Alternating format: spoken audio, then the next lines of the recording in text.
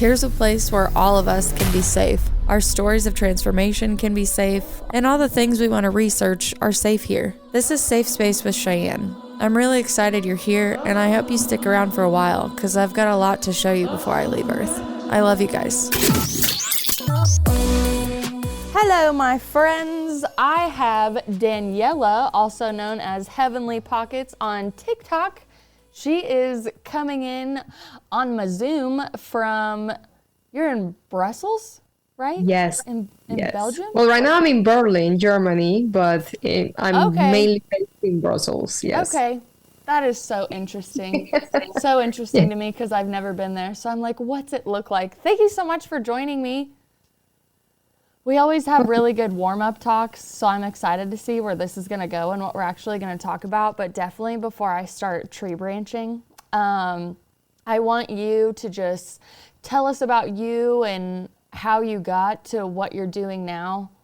And yeah, it's going to be The amazing. journey to this I already point. know it. The journey to this point, yes. Well, thank you, Cheyenne, and thank you very much for inviting me to this space. I'm very excited to see where we go, where we're gonna go today, where our conversation is gonna take us, and hopefully take everyone else that is going to and is listening to this. So my story, how do we get here? That's been a process in the making. You might hear my cat in the background meowing. He likes to speak, so don't mind him. We'll allow him. Hey, buddy. So before I became a spiritualist, so before I embody my work or my vocation, because it is a vocation, it is what I want to do with my life as a spiritualist, I was actually working in politics. I had spent most of my life sure that I was going to help people through politics.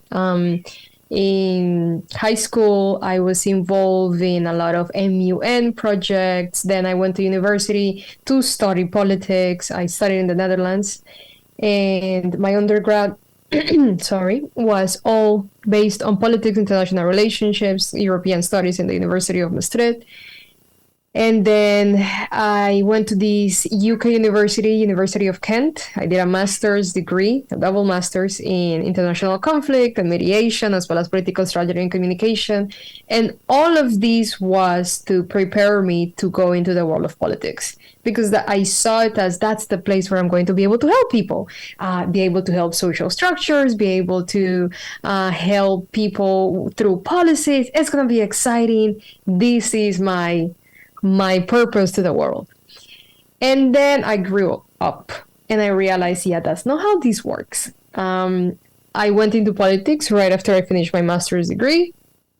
And that's why I went to Brussels. And that's why I'm based in Brussels, actually, because I'm still living in Brussels. I love that city. Belgium has become a home because I'm Colombian. I'm not Belgian. I'm not German. I'm not European. I'm Colombian. But Brussels, regardless of me not being in politics anymore, is still my home. So then after my master's degrees, going back to the story, I, of course, stayed in Brussels working in politics, working in the heart of the European Union. And that was a stark contrast to the expectations I had of what politics are and what I thought they are. I realized I had very, very idealistic view of what politics were, because I found myself working in very amazing projects. I was pretty much a connecting link between the private sector, huge companies like Amazon, Google, Facebook, and different consultancies, and then the public sector, the European Parliament, the European Commission, EU governments. And I was that connecting link that would bring people into different projects in the organizations that I worked in.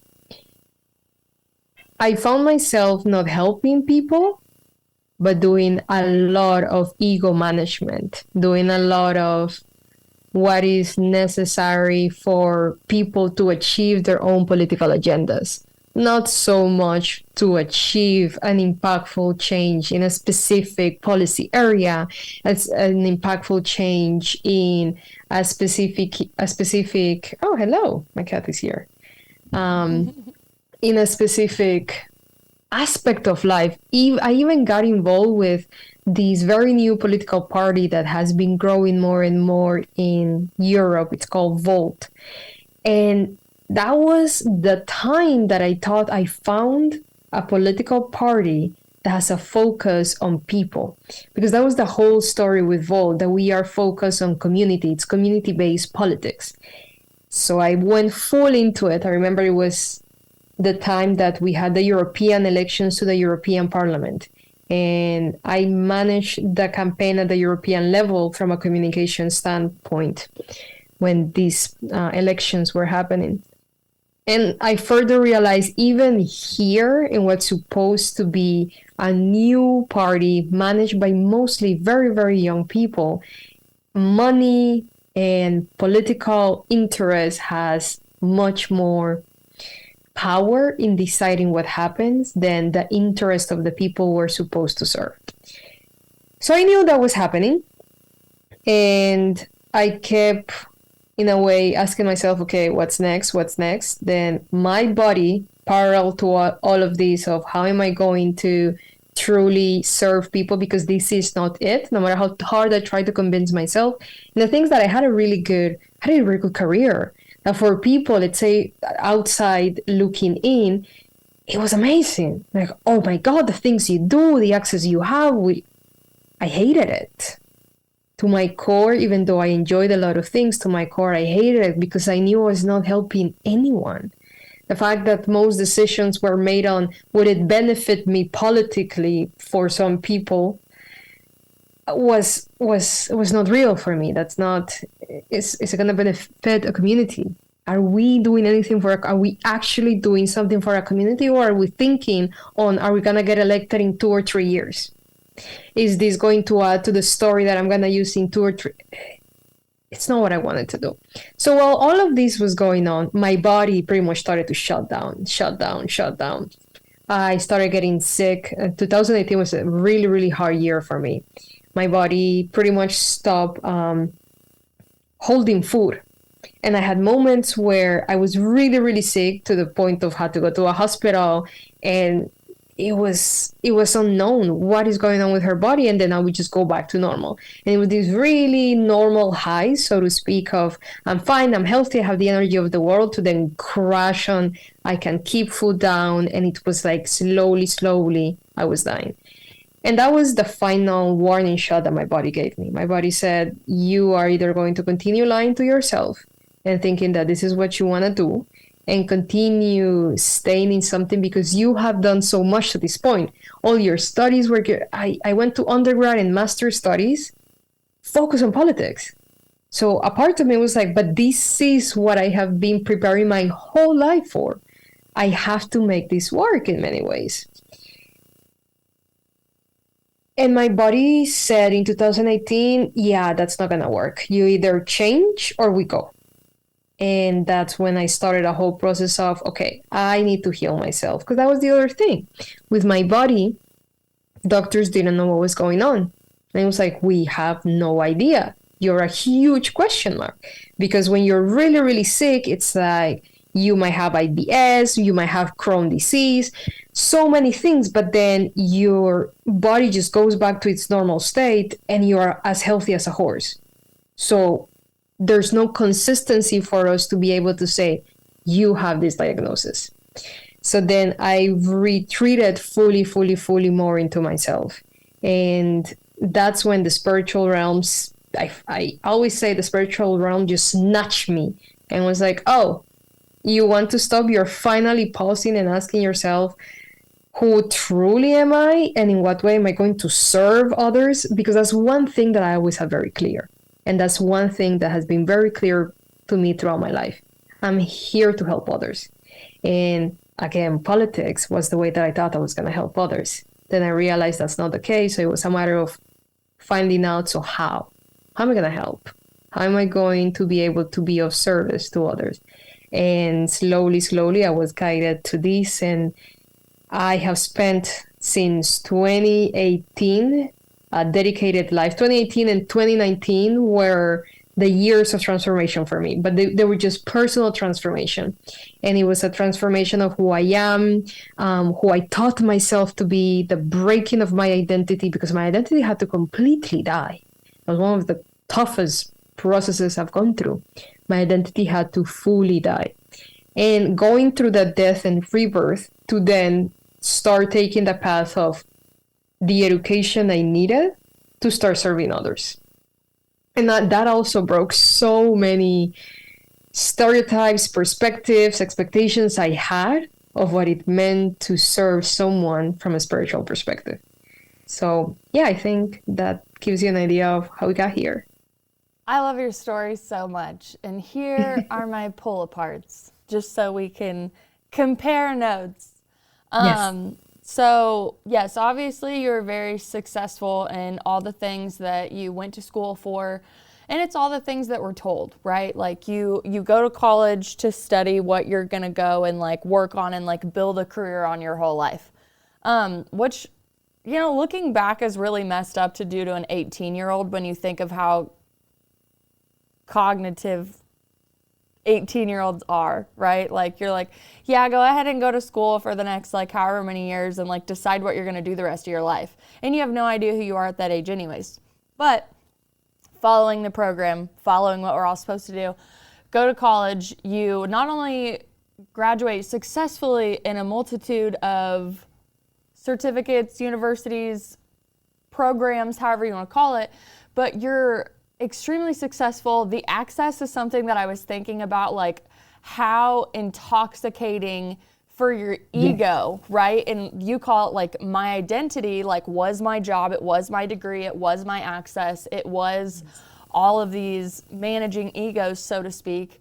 But your ego obviously was like, no, we can't do this. Like, this is our life. This is our identity. This is what we talk about at holidays. Oh, yeah, I went and did this. I went and did this. I went and did this. But inside, you're like, I'm miserable inside. I hate doing it. I'm not my authentic self. All of these relationships are fake. They are manageable PR relationships. And you're not the first person I've talked to, like, especially after obviously going through like this splitting of the ego and the authentic self and having the realizations like, I am not my ego, I am not my thoughts, who is my authentic self? And then like what I like to say, the dark night of the soul, just cracking everything, losing a bunch of stuff, people kind of backing away because like they're seeing a transformation and the only thing that they know is like, Yeah, I'm so sorry to stop you, but there's a really weird Recording stopped. sound coming. So, how was I going to start that? Oh, okay. So family starts backing away, right? Family, friends, like, and I always think more of like vibrational, but in the beginning, you're just kind of like, okay, is this something like more like a mental breakdown, or is this, something only regular medicine, I hate to call it, is just going to diagnose me with something and it'll give me a label or a definition for why I'm feeling the way that I am. But a lot of people that I've talked to, they're just like, this was just the beginning of me learning how to listen to my mind, body, and my soul. And it's sitting there and it's knocking and it's tapping and it's louder and it's louder and it's louder. And like depression is a warning sign, that your mask really isn't working anymore and it. Like, and it's really cool, right? Like think of like how much your authentic self and like your higher self and all of these energies around us like love you so much to be so patient to like wait on you and wait on your ego to like get full and experience, especially in the physical world with all the illusions that we have to run through in that part of our lives before we have the coined term awakening. But there's so many people out there that I know that are just riding along. They're having literally physical reactions in their body, and whether they choose, I'm not saying like don't go to a doctor, but I'm just saying like, do you have a connection with your body? And if you don't, like, why don't you sit down and ask your body, like, why does my shoulder hurt? Why does my lower back keep hurting? All of these questions that I've learned to ask myself thanks to like yoga practice, but I remember being unaware of the ailments in my body or things that were happening. And I mean, just the way that I was trained, right? I was just like, oh, maybe I'm getting older, maybe I need to drink more water. Yeah, nutrition I should probably work on. But, you know, why is this cyclical ailment still coming back and happening to me? And really sitting down and confronting that. I mean, you confronted it really well, and your transformation was 2018, 2019. A lot of personal work that I think you have to do, especially, again, to like break the ego, which it hurts. It's painful, right? Like, it's not like all love and light and let's sit with crystals and, you know, talk to higher energies. It's like, it's absolutely painful to like look in the mirror and be like, okay, this is what I thought I wanted to be, and now I know that I don't want to do it, but how do I actually like get out of it? How do I transform myself, not only for myself, but even around people? Because you're going to be completely different. Like we talked about it before we got on, like the person I am now, and even the person I was like four or 5 years ago, depending on our specific timelines, completely different people, completely different perspectives, mindsets. I mean, hearts being open. And then not even realizing that your heart was open was probably a big thing for me, because I still loved people, right? But the way that I love people and have compassion for people now is not what I had back when I was just had an overdriven, extremely sarcastic ego.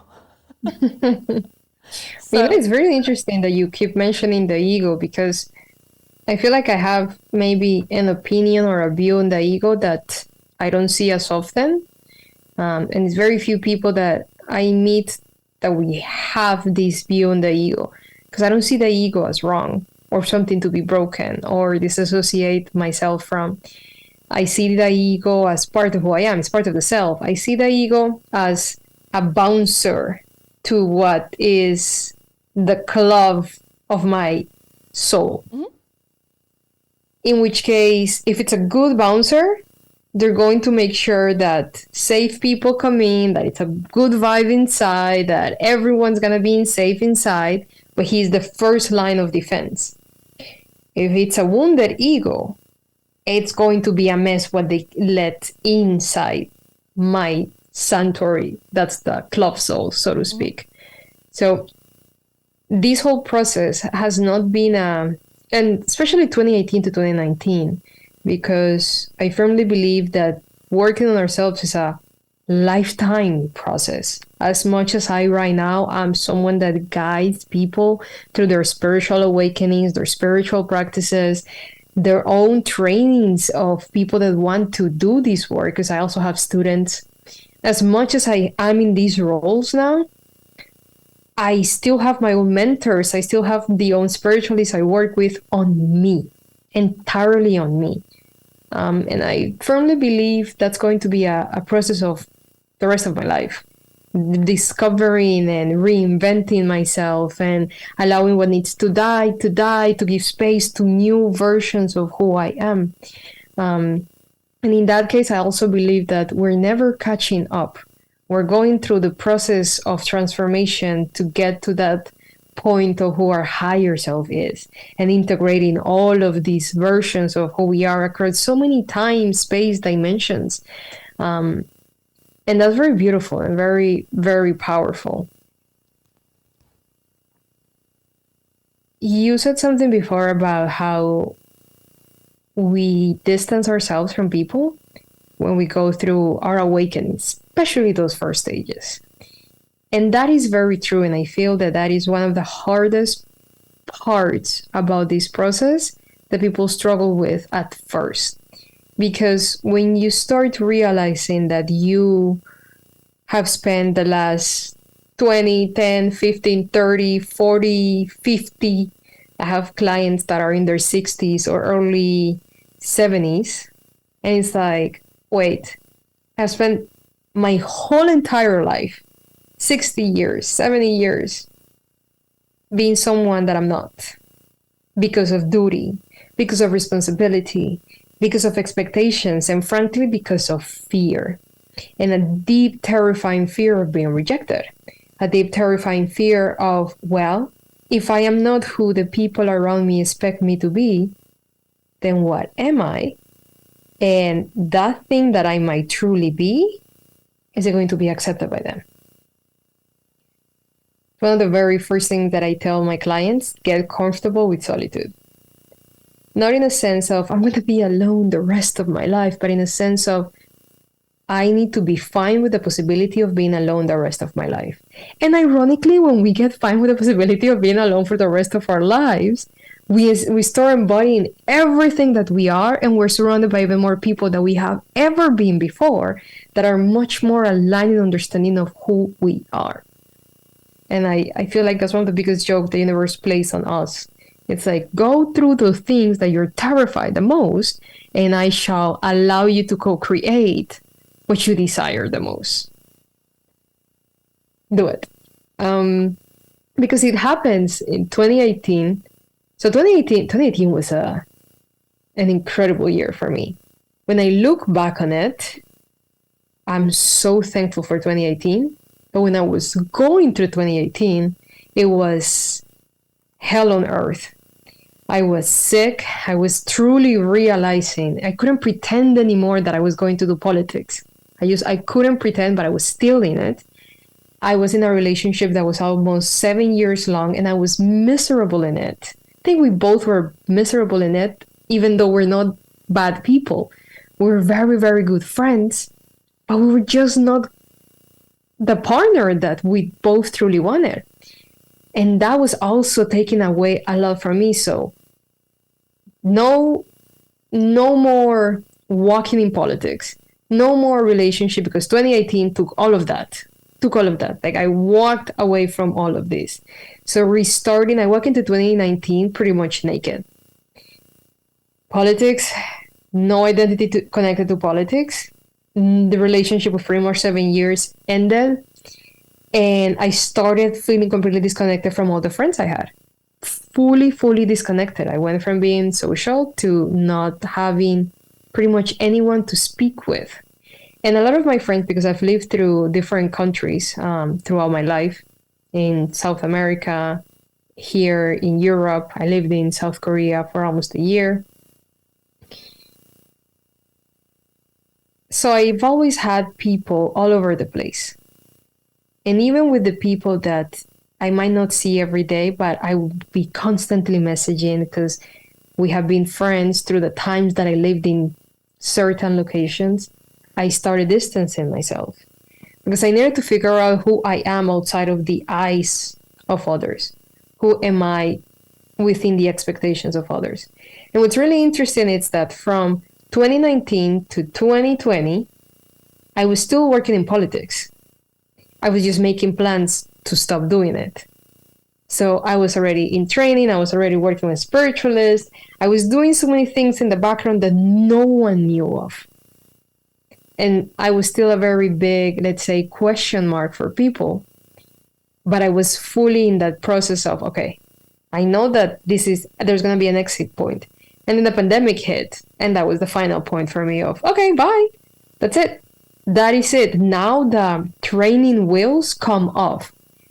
But it was a lonely time from 2019 to 2020, where oftentimes the only socializations I had were work related.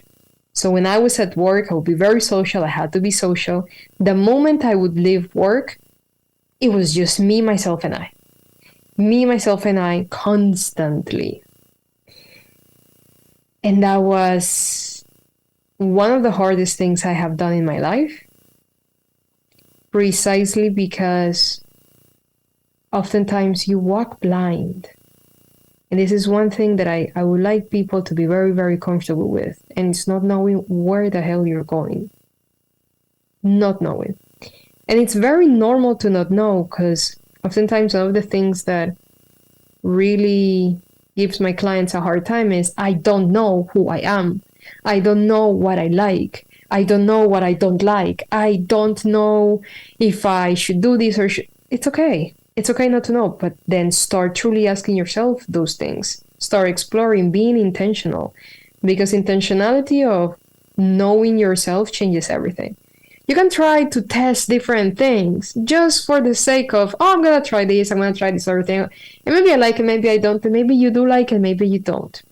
But when you have an intention of understanding yourself and observing yourself, I obsessively observe myself.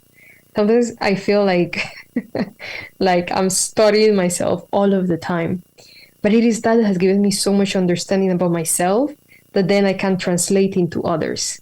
The way I have been able to learn to observe myself, observe the space around me, observe myself within spaces, and then be able to observe other human beings within spaces.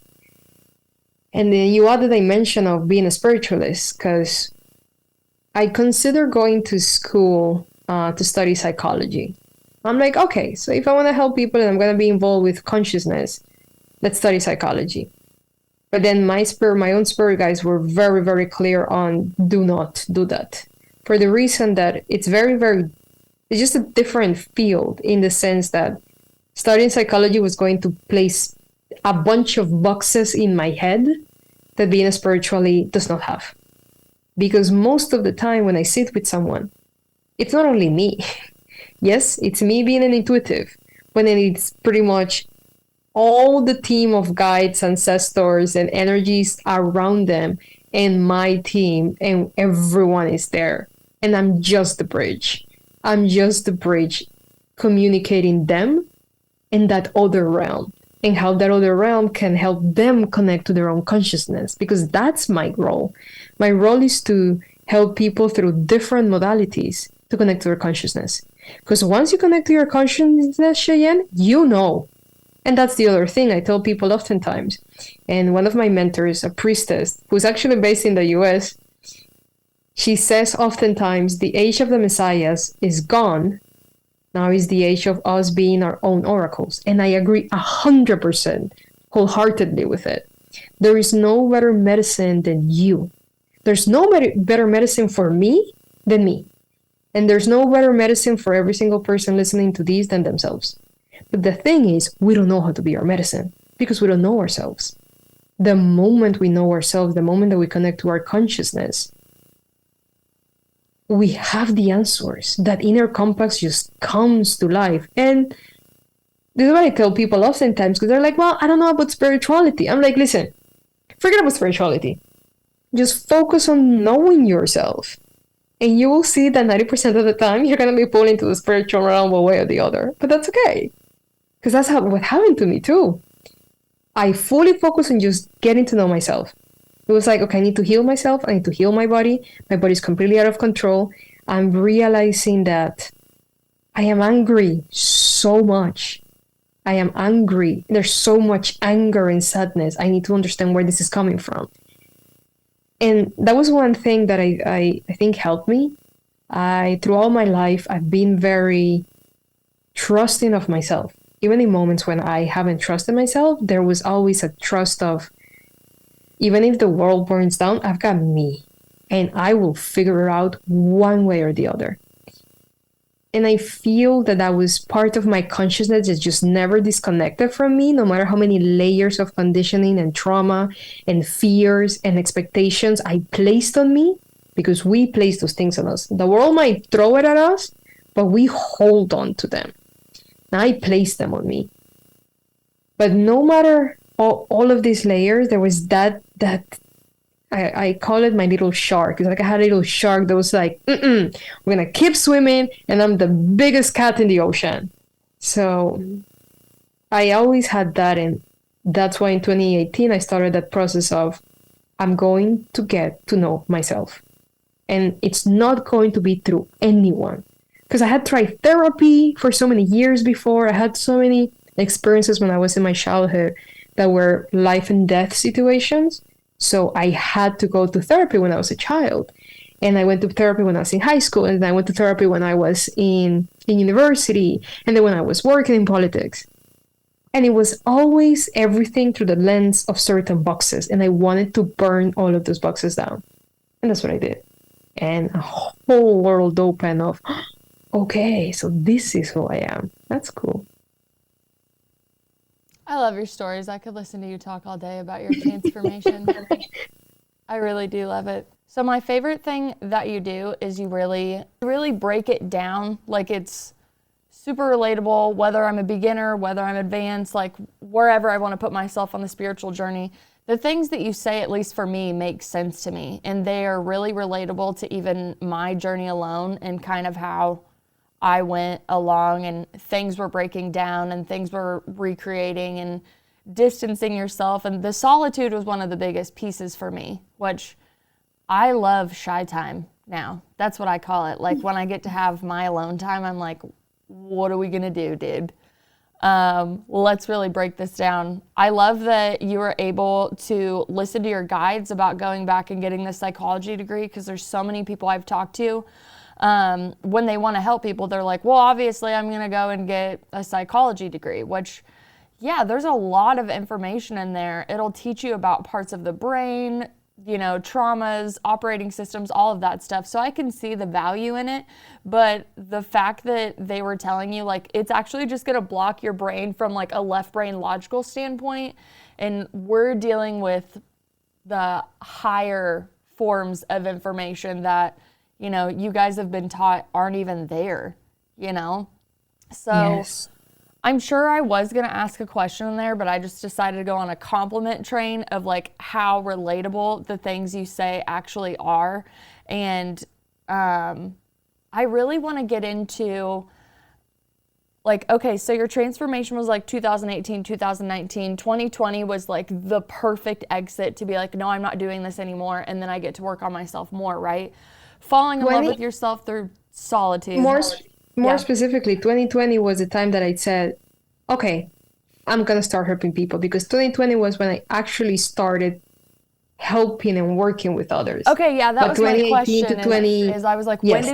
when did we have enough time in solitude and understanding and self-practice and, you know, whatever information you wanted to do? Because it is like a calling in your heart. You're like, I'm ready to step into the light a little more. I'm ready to speak. I feel, you know, this is my path. I want to do this. So can you speak on that for anybody that might be like out there in that part where they've been doing the work, so to speak, and now they've really stepped into their like service with the heart?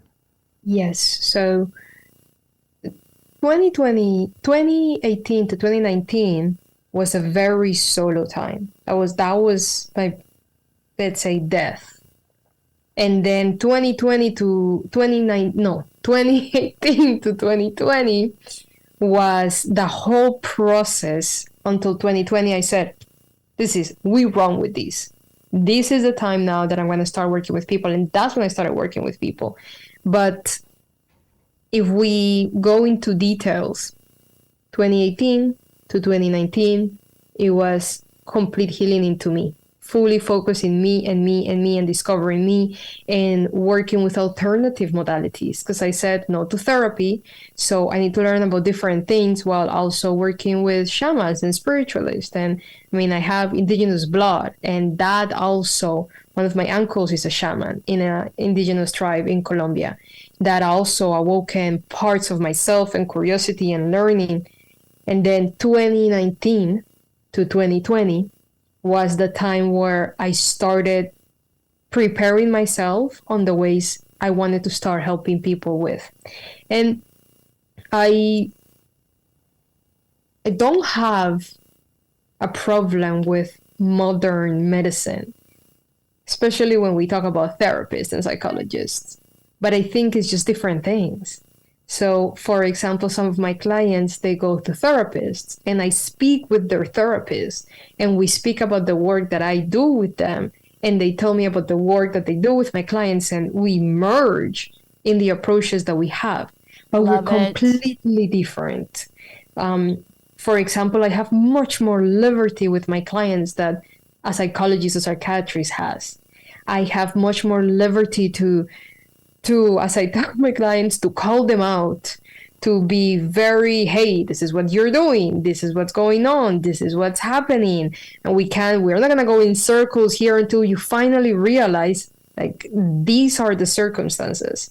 To really have those click moments, to have those, oh, okay, this is what's going on, this is what I truly feeling, and also allowing the person to accept it. Because I remember thinking in that first year, 2018 to 2019, that so many things I realized in therapy took way too long when it could have been done in one session. Like, why did we spend months going in circles on one thing when we could have talked about this very specific realization that was at the tip of my tongue, but I just didn't have the words.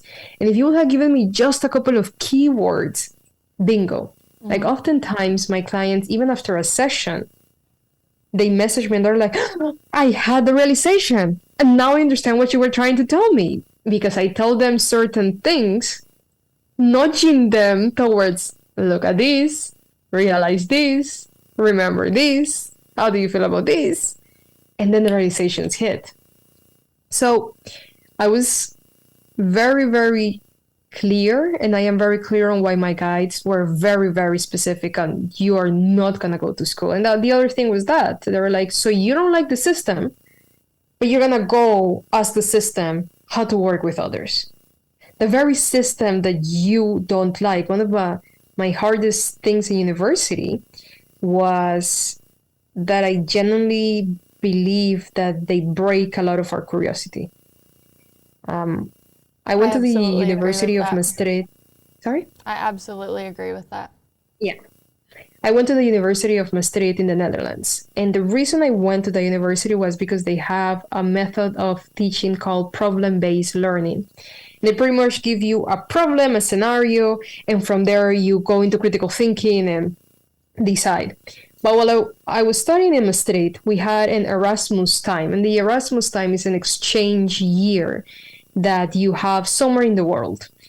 Most people do it here in Europe. I went to South Korea. And while I was in South Korea, I was working as an intern for the crisis group, a research intern, and also going to Kyunhee University in South Korea. I was doing both things. And it broke my heart how the system was all about, I tell you, this is what you need to know, and anything that colors outside of what you need to know is a no. So I clashed a lot with my professors because I had questions. I had views and perspectives that were beyond what you're telling me that things are. You're telling me that the sky is red, but the sky is blue because I can see it. And how about if we just look up? And if you look up with me, you're going to see that the sky is blue. But no, because you're the professor and you say that the sky is red, I must learn that the sky is red. And I can't. I cannot with that. So with all of that in mind, my guides, so it was really funny. 2019 to 2020 was when I considered, okay, maybe I should go to university. So I get a better understanding of people's psychology and rah, rah, rah, and where do things come from. And I remember my guides pretty much telling me, you need to understand, we talk to you. When you meet someone, we give you a picture of who they are and where things are coming from. What else do you need? I'm like, yeah, but you never know. Learning is always good was my thing. And that's when they kept bringing all of these examples across my education, where I was pretty much forced into viewing things one way. And me trying to view it in many other perspectives was shut down. I was like, oh, you know what? Yeah, I'm not going to do that. I'm going to stay far away from that. So in regards to someone deciding to change their pathways and maybe want to go into spirituality or anything else, but in this case, I'm talking about spirituality. If you want to serve people in this vocation, because there's so many ways. It's also what I love about spirituality. There are so many ways in which you can help someone to connect to their consciousness. If you want to do that, you have to understand that you have to be obsessive with understanding the practice that you want to help others with. But above all, you have to be obsessive with understanding yourself. Very, very obsessive. Because if you are not fine, it's going to be so hard for you to be able to serve someone and not taint what you do with what's going on with you. Because there's no awareness and understanding of what's going on with you. We are works in progress for life.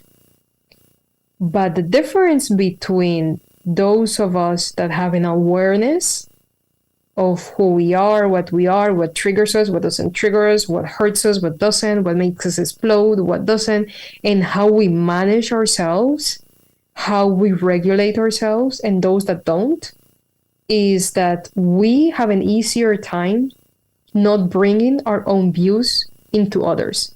Someone that doesn't have awareness of how their own mechanisms work brings their mechanisms to others and places them on others. And that's not our job. My job as a spiritualist is not to make a clone of me. It's to make sure that your consciousness just thrives and blossoms out of you. And you become something that I've never seen because I've never seen your consciousness. So in that way, it can happen from one day to the other. I don't know. For example, I will give you a really short example, tarot. I had never touched tarot in my life. 2020, my sister, it was my sister, my little sister, 10 years younger than I am. And she was 18 because I was 28. She was 18. And this baby, this baby got into tarot. And she sent me for my birthday an oracle deck, a shamanic oracle deck. And I already had like this tingling of tarot. The very first time I touched a tarot deck, it was like I was blasted by energy. And I felt like my being, my energy body was just cracked open and everything just kept coming. Because I remember that the very first reading I did with that deck and the very first reading I gave to anyone was my sister's best friend. She wanted to ask something about her path in university, and I just sat down and I just read her past. I didn't know anything about her. She was my sister's best friend, but I've never met her. I didn't know much about her. And I just read her past completely, present, and we spoke about the future. And it was so natural. And then I got a tarot deck, and it's always just been natural. So for me, that happened one day to the other. It was just instantaneous. But that happened because I had spent the last 2 years of my life working on myself.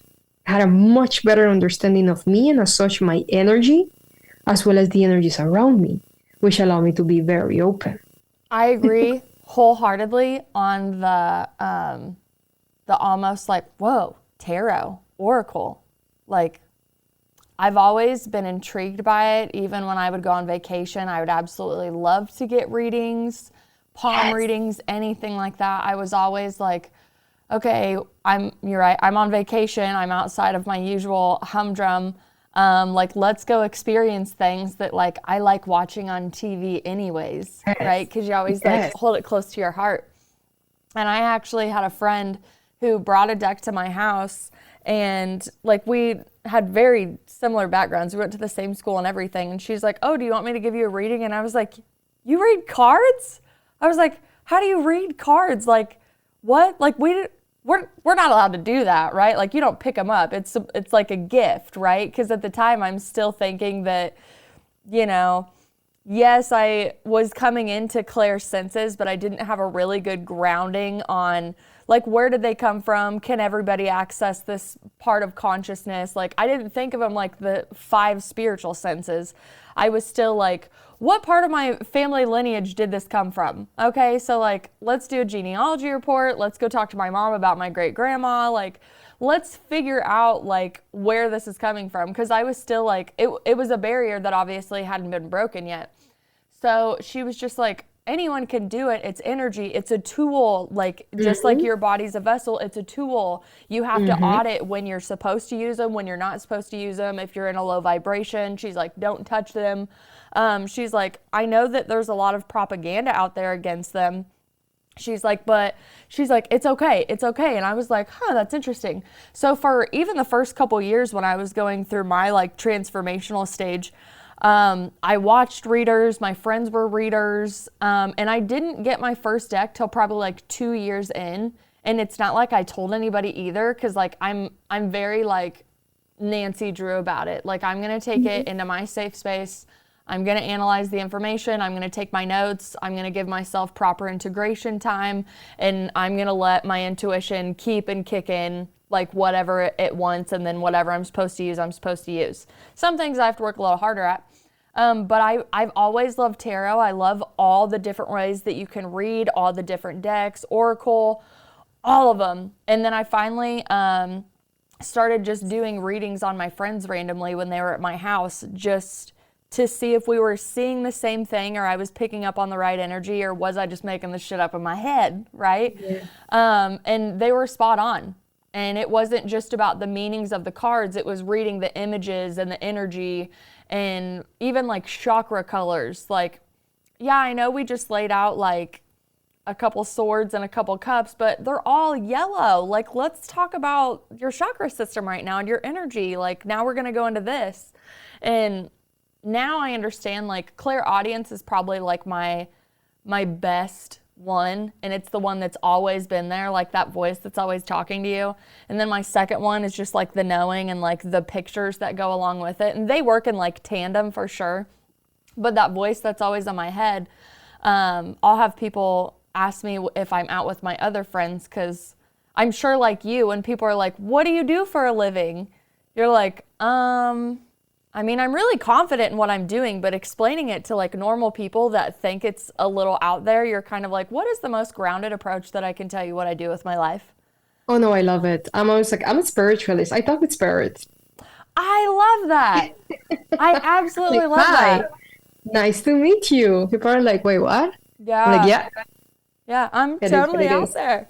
Yeah, I have so many things that I could introduce that I joked about making a business card one day. Because like I'm a clothing artist, I'm a tarot reader, I'm an energy worker, I'm a podcast host, I am a content creator, like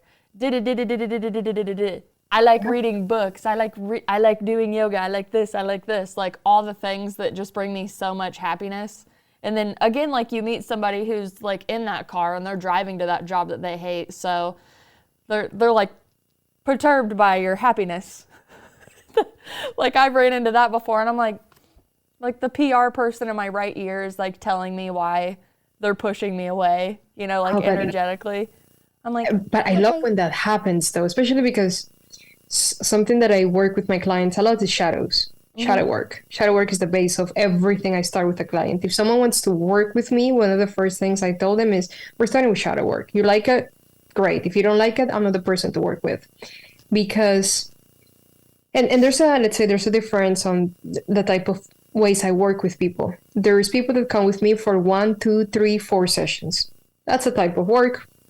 Sure, it has specific requirements. Some people just want to understand their astrological birth chart. Some people want to just understand their human design, their gene keys. Some people want to understand their astrological birth chart, not from an astrology point only, but also from their spiritual energies, because our astrological birth chart tells us that. It's amazing. So that's more like someone coming 1 session, 2, 3, 4, 5 sessions.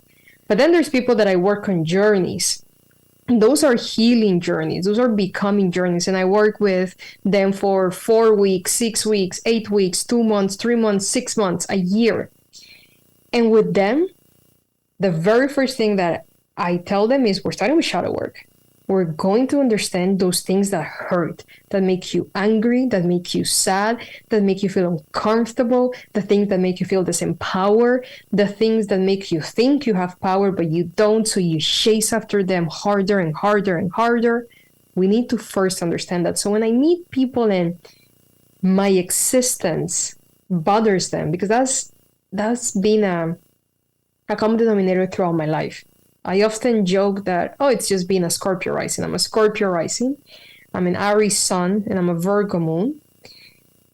And I always said that it was my Scorpio rising and Aries sun energy that just clashed with people, because throughout my life, it was always this extreme of people being absolutely enamored with me or people hating me, just strongly disliking me. And me just being fine with it, me almost taking pride in it. Not from the healthiest way in many years, to be completely honest, because I myself had a lot of anger that I had to unpack and a lot of sadness. But from a point of your anger, your dislike for me has nothing to do with me. So how about you tell me what that tells you about you? Now, as a spiritualist, when people meet me and I can see that there's just something that disturbs them about me, I love it because I'm like, so what am I inspiring in you? What is what's bubbling up in there, bud? Yes, like this is a great opportunity. You don't have to tell me, but think about it. See where that takes you. And it oftentimes makes for surprisingly very good conversations and shifts in people. And that's my thing. I'm like, you don't need to like me, but if I shifted something in you, job's done. It's fine. It's fine. I did my part. Yeah, I don't believe in like dick punching people into awakening, and like I know that there's like catalyst forms, there's like planting seeds, but I never want to be one of those people, and I know that I have in my past in the beginning. Like I acted like the smoker that quit smoking cigarettes and went back to all their friends that smoke cigarettes. I'm like, you gotta quit, I can breathe better, my health's better, da da da da. And I mean, I think everybody does that when they find something that it's just like, dude, check this out. But when you start working with, like you said, with spirits, with all of these things that really we've been taught are just hocus pocus, and it's factual, it's there, it's real, it's here to help you. It's really like for me, like I would never want my clairaudience to turn off ever. Like I'm okay that it's on. I've always had it anyways, so I'm completely used to it. But what was I gonna say?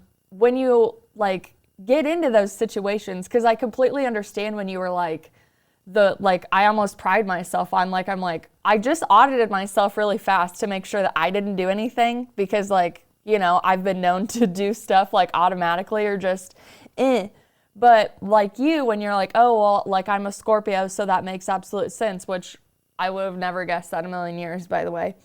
But really? What would you have thought? Probably a Virgo. Honestly, like Virgo, Aries, I get that because like, and maybe like I'm meeting the side of you that obviously is authentically you, and you're like, hey, come over here and talk to me about consciousness and, you know, being your true self. So I pick up on that really hard, but I'm an Aquarius and my rising is a Leo. So when I went and got a birth chart reading, she literally, it was like a dick punch birth chart reading. Like this woman was reading stuff off my chart that nobody knew, and I was like bawling in her office. And this was 2 weeks before I had my spiritual awakening, and like 2 weeks before I was also getting married. So like I'm supposed to be getting married, and I literally had a Kundalini awakening right before my wedding. That. Yeah. Ooh, so like everything was like super ethereal in my life. Like I went through a bunch of like heavy stuff, lost a lot of people that I care deeply about, had some very intense conversations with very close family members that needed to come out, but I was just like, I cannot believe this is happening right now. Like, this is so crazy. But when I was at the birth chart reading, she was like, oh, do you see this like Leo, like literally like peeking up like a lion right over the line? And I was like, yeah, what's that mean?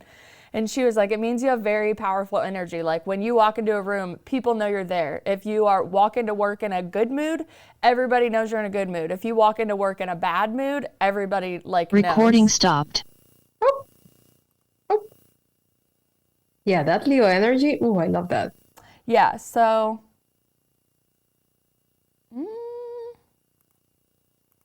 I absolutely... Okay, I'm just going to start off with my birth chart reading again, because she said something else that I know you'll just find like rock. Okay, so where was I? Yeah, so she was like, you walk into a room, like people know you're there or not, right? And I was like, yeah, like that's actually right. And she's like, I bet girls hate you for no reason, like just because you're yourself. And I was like, oh my God. I was like, it's not my fault. And she was like, no, it's not your fault. She's like, literally, you can walk into a room and like women will be like, oh, who does she think she is walking in like that? And I'm like, this is the way I walk. Like, this is the way I talk. This is the way I act. This is my personality. This is what I like to talk about. And she's like, your authenticity perturbs people. She's like, so you can walk into situations, you can be the nicest, most respectful, Recording stopped. responsible person in the world. Zoom is like, I'm sorry, I'm done with you. So... And you know, it's okay if Zoom doesn't want to go, because we still have Adobe running in the background. But I'm like, okay, buddy, got ya. Got ya. I'm listening.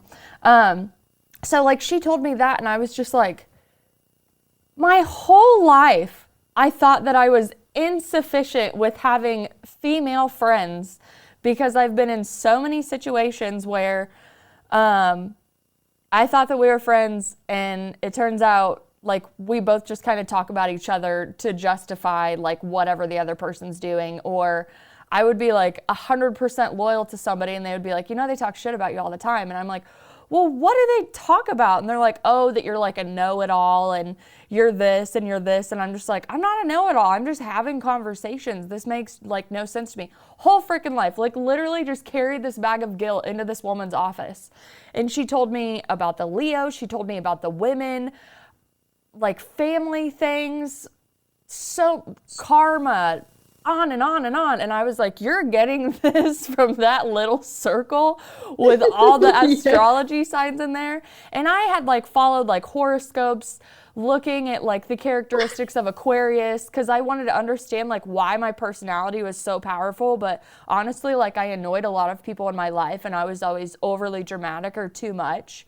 And I was just like, I don't understand like why I am the way that I am. And like sometimes I fit in with people, but for the most part, like you can only take a certain percentage of me, and then it's like, okay, Shy, like stop. Like my family literally has a silence word for me. I'm not gonna say it, but like when they've had enough, they're just like, they say the word and I literally have to quit talking. Oh, wow. And my husband had the same one growing up. When we met, I was like, yeah, I talk all the time. Can't stop. It's my gift, but apparently not to most people. And he's like, yeah, my mom gave me a word, like a phrase. And when she says it, like I have to stop immediately what I'm doing. Like she can't take it anymore and it's done. And like when we met each other, like we realized that both of our families, I'm sure out of like a joking mechanism at first, but it was like, we don't know how to nicely tell you that we're done with your energy and with your talking. Like it's just too much for me.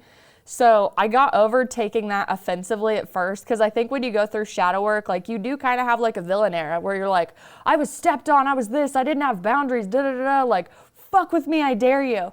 And then you kind of like level out and you're like, okay, like we're all on our own little thing. So like I don't think that I'm too much. I think I am supposed to be this way for a reason, and I've really come into accepting my gift of gab and my loudness and my Leo and, my Aquarius of wanting to be a part of making the world a better place and speaking and doing good. And I remember those always being thoughts, but again, like my dark ego self, my human side that wanted to evolve successfully in the physical world. Because like you, I do believe like your ego is good. It is there for you.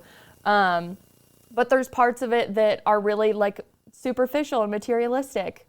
And when it's wounded, it's exactly. So like I knew that because I went through all of that, buying brand new cars, expensive boots, expensive trips, like anything I can do to just like fill my soul with shit, because I really didn't want to look at the dark side of things. I know most people when they start meditating, they, do it to like mantras and so many different things.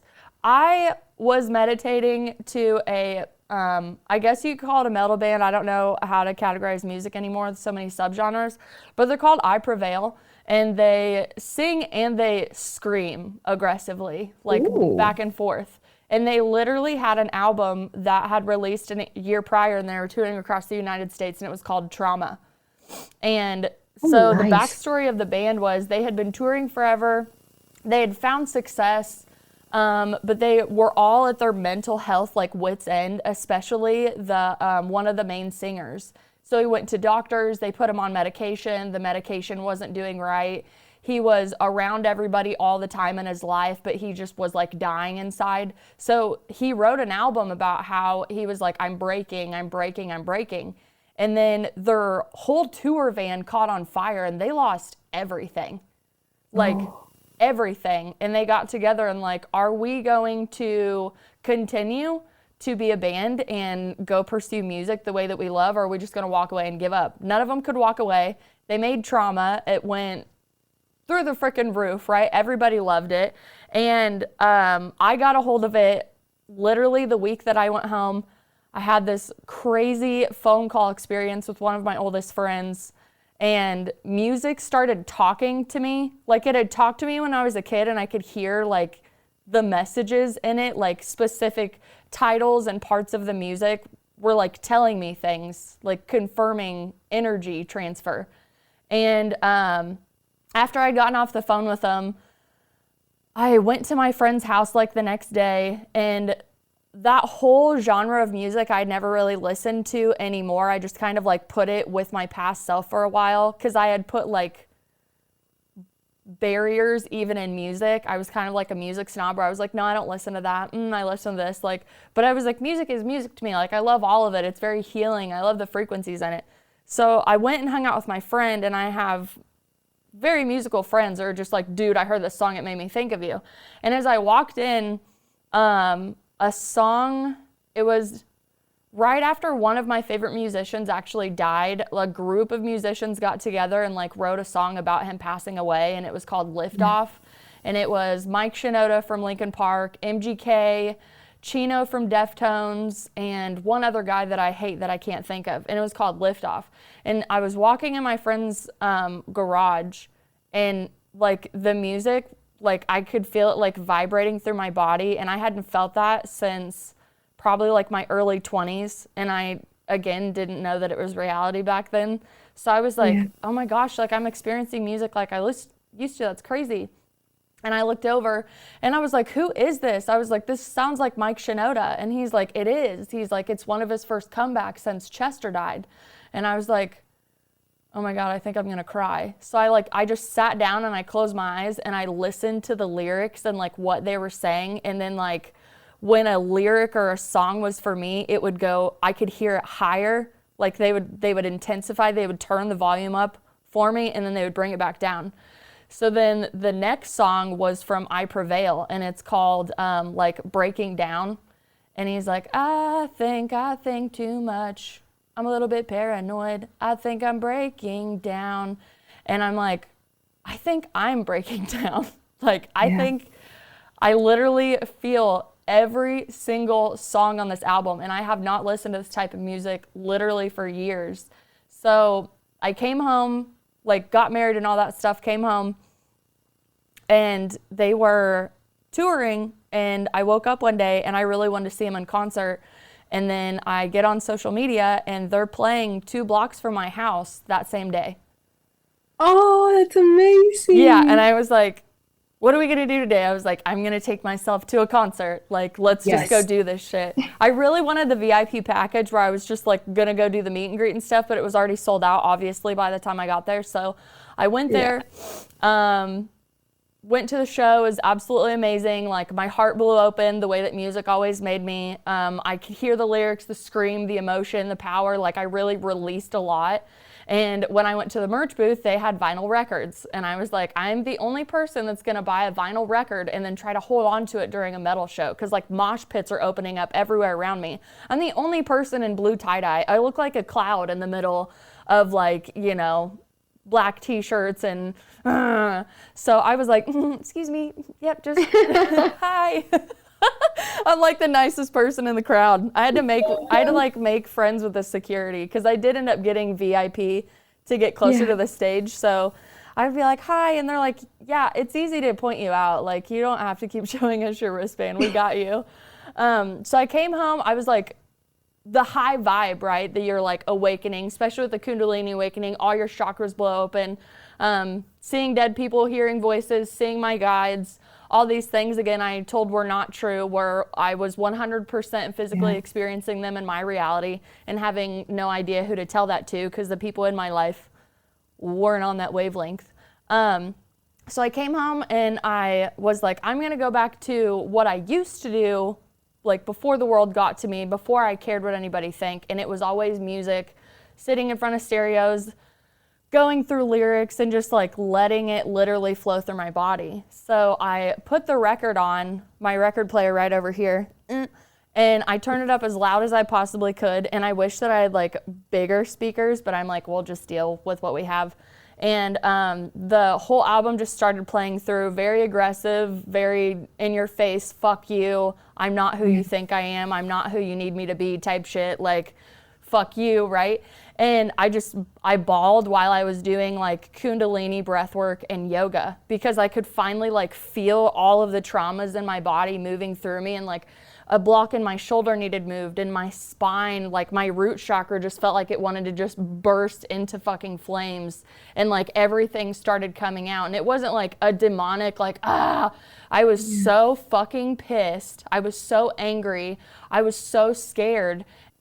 So yeah, I didn't really know what to do with like all this shit that I had found, right? I was just like, I'm so angry. I'm just going to sit here. I'm being told to sit here. Thank God I had a really good connection, like with my source, with my guides. The music coming back in my body was the most euphoric feeling I had felt in years. And I think you would probably know that too from like a lot of your shamanic experiences with, I mean, well, not that I had plant medicine in me by any means, but the way that you're just able to like disconnect and like go into that huge flow state where, I mean, I have people tell me like they've seen their chakra systems talk to each other and like the frequencies coming in, like they can like synesthesia, I think is what it's called, when you can actually see like sound waves and stuff and like hear it in music and see colors. But I know that like people have experienced that through plant medicine, and I was literally feeling the vibrations through my body, and I could just feel it breaking traumas and releasing things. And I did have to start journaling a lot because I started remembering a lot of things that I didn't know were there.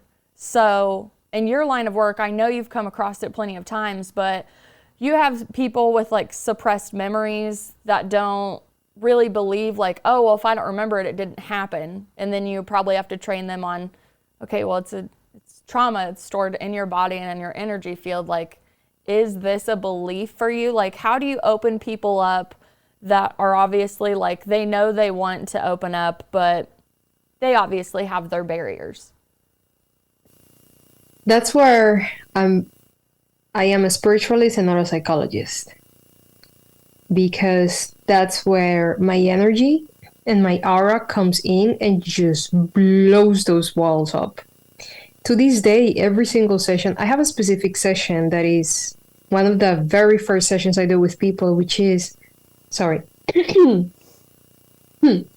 which is a meditation through the chakra system. It's a guided meditation, a hypnosis into their own selves. And I just descend through each chakra and I take them and we go through each of them, exploring what's stuck in it. What fears, what traumas, what conditioning has been stuck in each of these spaces.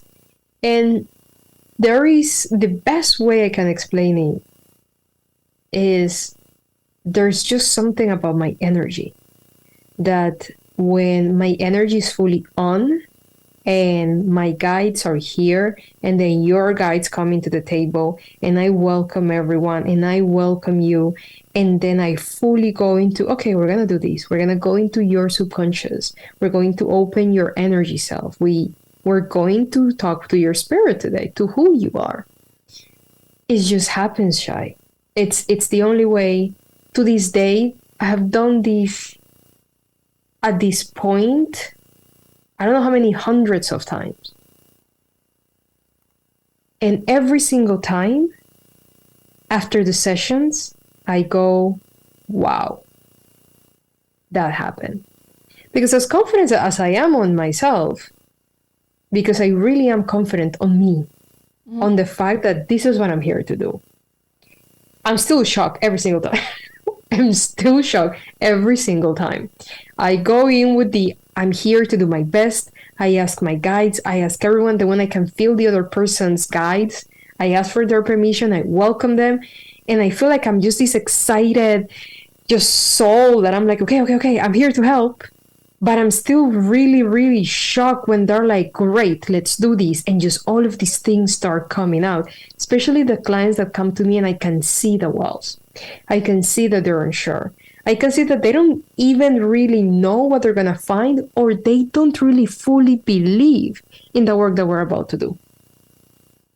But there are a point where they just want to try anything because so far everything that they have been doing hasn't really worked and it's been temporary band-aids. So in many ways, I'm that last resort for a lot of the people that come to me. And they're like, well, I've tried this, I've tried that, I've tried this, I I've guess tried I'll that, try and it's so this. good.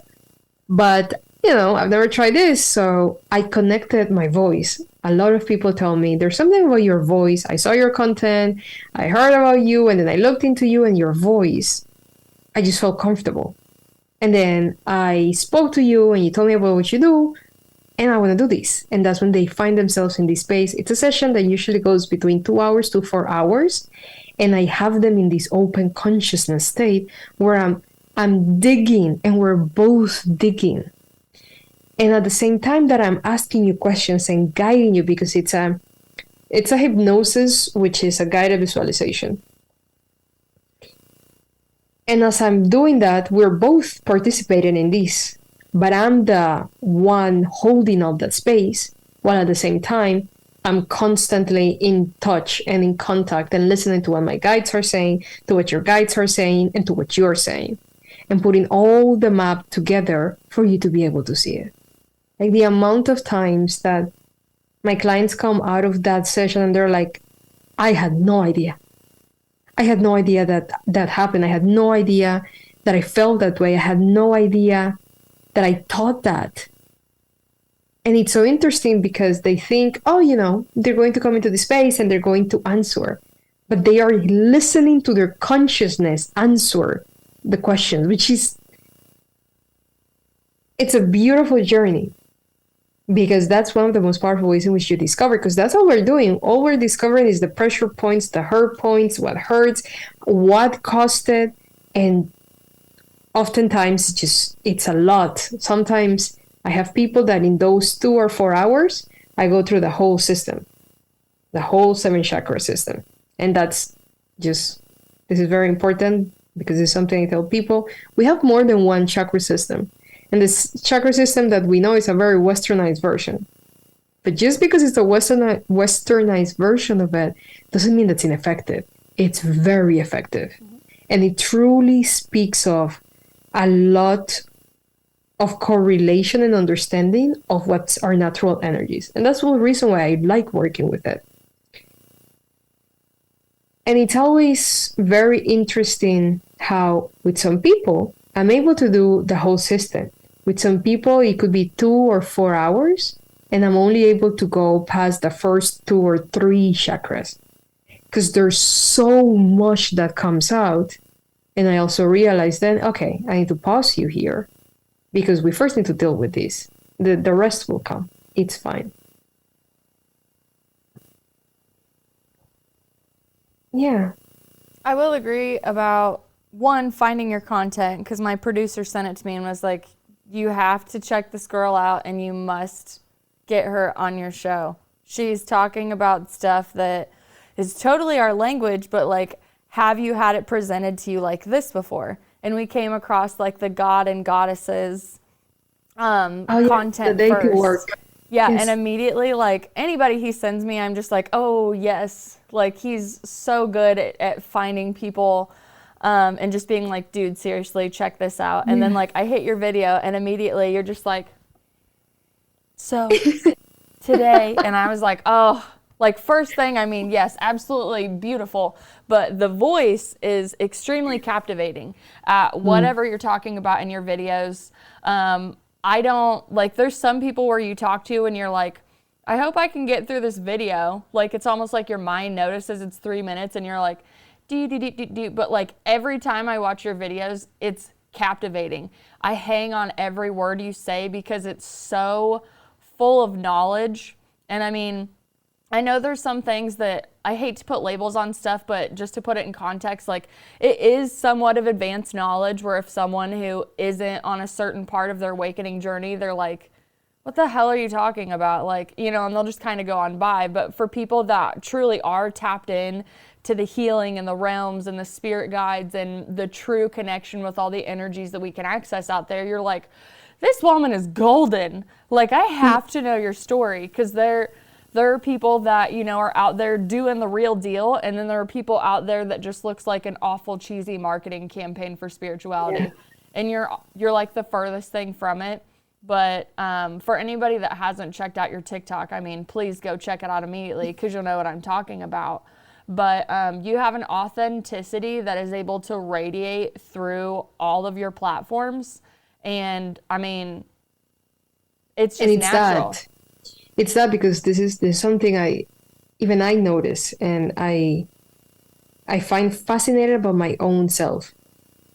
When I'm in full spiritualist mode, my voice changes even more. And that's most of the things that you can feel on my TikTok. Because it's information that is not new. I'm not discovering or reinventing the wheel. I might have my own flavor and understanding of it, and I also do my best to make a lot of these concepts that can be very complicated or that may be spoken of in very highly colorful terms that might not be understanding or no, that might not be easy to understand for a lot of people. For me, it's important that people understand it. So I try to simplify it, make it as relatable as possible, as understandable as possible, because that's important.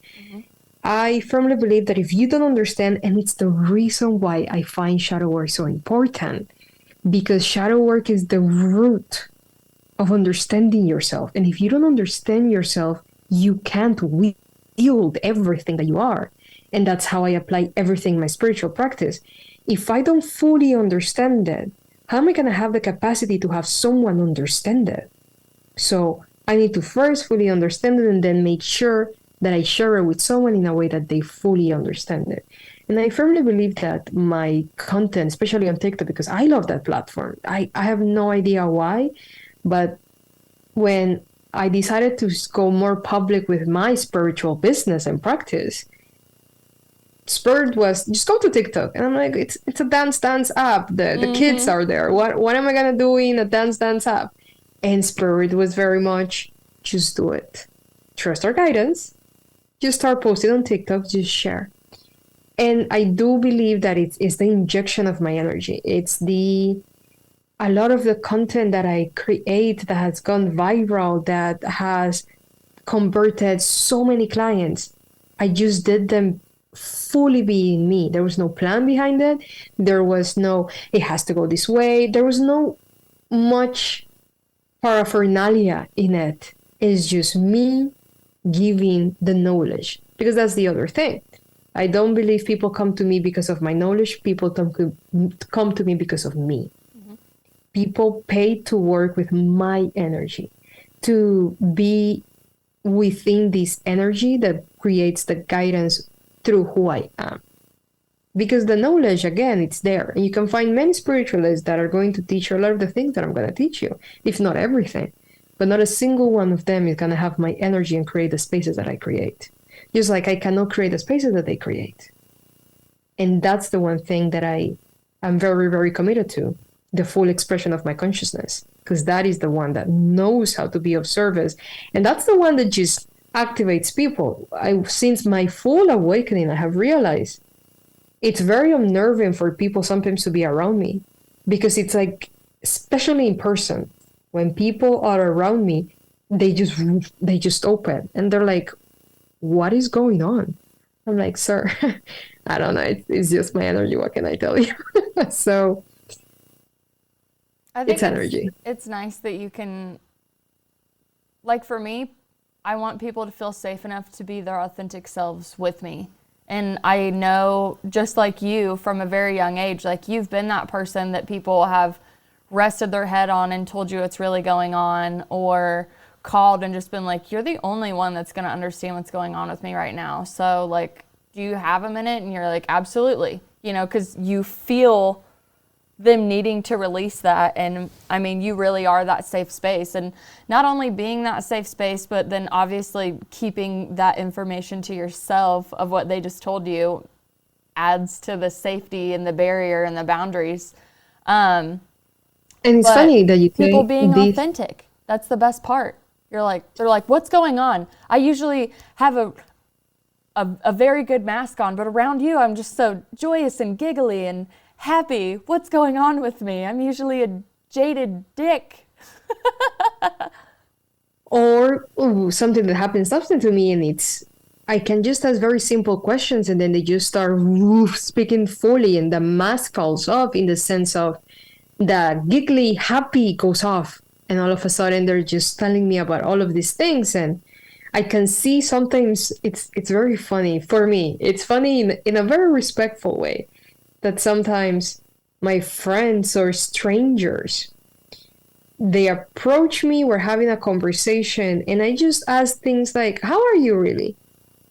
And all of a sudden they just start speaking, and I can see in their eyes that they're surprised by what they're saying, and they're like, I don't know how to stop, I don't know how to stop, but I can continue talking. And I'm just like, yeah, just give it to me. It's okay. Mm-hmm. It's okay. Yeah, that's And very it's also accurate. funny. It's also funny because I've always been that space for people of, okay, I can come to you with what's going on, and I know you'll listen, and I can be myself. But even more than that, it's always been, I need guidance. Because that was the other thing. When I came to the realization, I want to be able to guide people into their consciousness. I also realized I've been doing this my whole life. My whole life, I've been guiding people to dare to be themselves.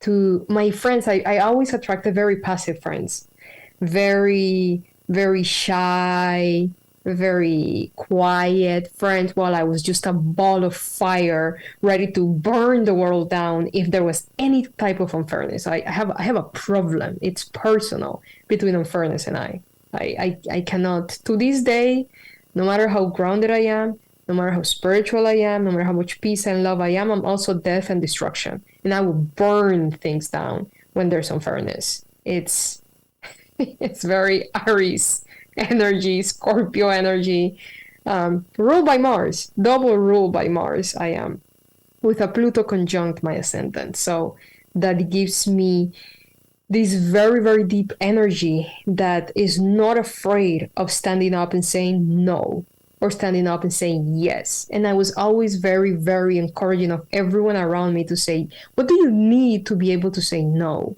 What do you need to be able to say yes? What do you need to be able to feel safe enough to take up space? Because if you're not going to take it right now, I'm going to take it for you, but I'm going to give you the space that I just fought the world for you to have. But I'm going to fight the world, and I hope you do too. So I realized then, oh, I've been doing this my whole life, and now I just have this spiritual sprinkle that has a deeper understanding of consciousness. Because before it was, why not? Like, why are they more deserving of you having space? Or, well, but that's wrong. It's not correct. If that's not fair and correct, why are we allowing it? But now it's consciousness. For example, it's very interesting. I recently ended a very, very, very, very important friendship for me. She's a spiritualist, but I realize we have very diverting or just extreme views of the world. And I don't know if you've ever heard of this concept, NPCs. I don't think so. Can you pull it apart more? There's a I firmly believe it's part of New Age spirituality, because in no traditional ancient practices, indigenous, African, Asian, that I've studied so far, have I ever seen the concept of NPCs. But NPCs, it's pretty much like non-playable characters. Yeah, that's interesting. And it's the concept that not everyone has a soul, and some people are just NPCs. You know, they're just going through the motions. They're not full consciousness here. They're just kind of part of this game of bigger consciousness that some of us that have souls are. So they're like bots, right? You know, there's like bots on Twitter and on websites and stuff. Yeah. They're just like bots. They're not real, but bots. They act like humans. Yeah, they're not really there. I can't with that concept. I don't accept it. And it became more and more obvious that believing in that concept entails many other things that I simply don't agree with. And as much as I respect her, as much as I think she's an amazing human being, there are certain things that are for me a no. In the moment that those things don't align with my values, I always say I don't want to surround myself with people that think the same way as me. That's an echo chamber I'm not interested on. Shock me if you want to, with how different you are to me. But the values, we need to have the same values. And I value humanity as a whole, even its most disgusting parts, because they're all part of the polarity of creation, that positive and that negative. Like the universe, everything lives within that polarity of positive and negative. We are that polarity of positive and negative, our light side, our shadow side. And the concept of some people have souls and some others, it breaks my brain. I don't believe it. It's all part of the creator. It's all part of divine source, however you want to call it, the creatress, divine mother, divine father. It's all that big source of consciousness that then manifests in so many other ways. So I don't know where we started with this, to be honest. I lost track of where I just have to have you keep talking because you just sorry. You're speaking my language over here. Like all of the, I mean, basically like pointers of unification, auditing people in your life, no matter how close you are, no matter how close I mean, I don't want to be like curriculum, but all of the things that you're teaching and doing. And I mean, yeah, I've had to separate from someone that was in my life for a number of years, and it wasn't an easy separation. It came out of absolute left field, and it was very passive aggressive from my perspective, like completely unnecessary the way that it had to go, which sucks because it really like dampens a lot of the good times that we had together because of the volatile way that she chose to exit my life. I had those inner child moments where I was like, what did I ever do to you to deserve treatment or words to be spoken to me like that? I will never understand it for the life of me, but I also will not hold on to any of this. I know my path. I know where I'm going, and I'm going to continue on my path, and who's ever supposed to be on my path is supposed to be there. You know, I think there's people that kind of like fall off in your life, you know, speaking from frequencies, we're all on our own plane, and then like they'll re-enter your life in a more evolved state where you guys are more compatible to like do work together. And then there's people that fall out of my life, and I will never, no matter how evolved you are, even with forgiving you, will allow you to ever come around my energy again, because that's how much I love my fucking self. And again, I can forgive you and I love you. You're not sitting at my table, but like Tupac said, I still want you to eat. You know, you just ain't eating with me. It's far away from me. Yeah. Go away, bye-bye. Thank you so much for your time. Send you off with love. Return to sender, no karma for me. Light a pink candle and move on with myself. And I've had to do that several times, and every time was painful. But like I said, there's people that I know will gravitate back in my life, and I will welcome them with open arms, and I'll just be like, remember 5 years ago when, you know, it was like this and I was like this. And then there's other people that, again, like I'm sure will try.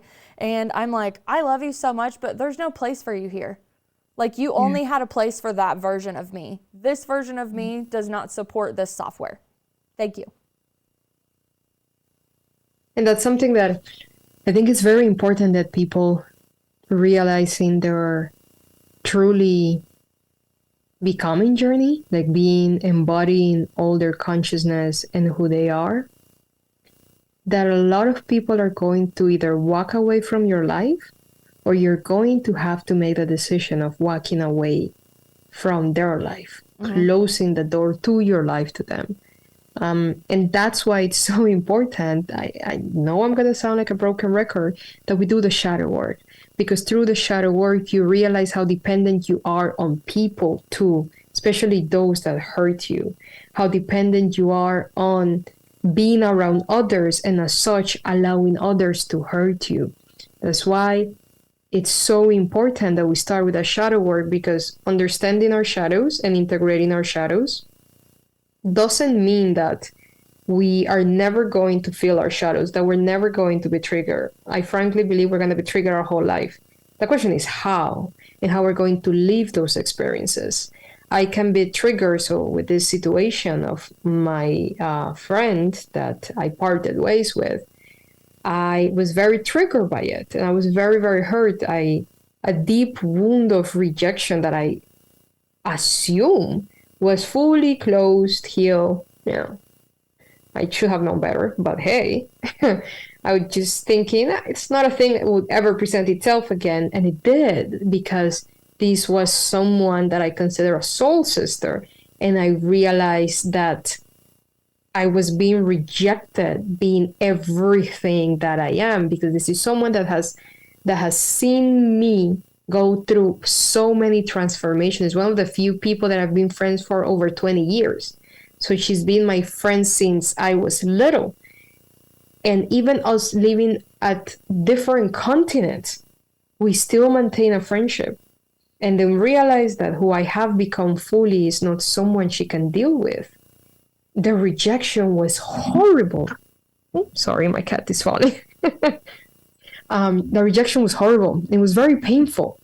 But then my trigger, in another time, I would have tried to fix things and force something I shouldn't be forcing. I would have tried to make myself small. 5 years ago, I would have tried to make myself small. How do I fit here? How do I solve it? How do I not have you reject me? Mm-hmm. And this time, precisely because I have done the work, I understand that the wound, I understand that it's not real. I understand my value.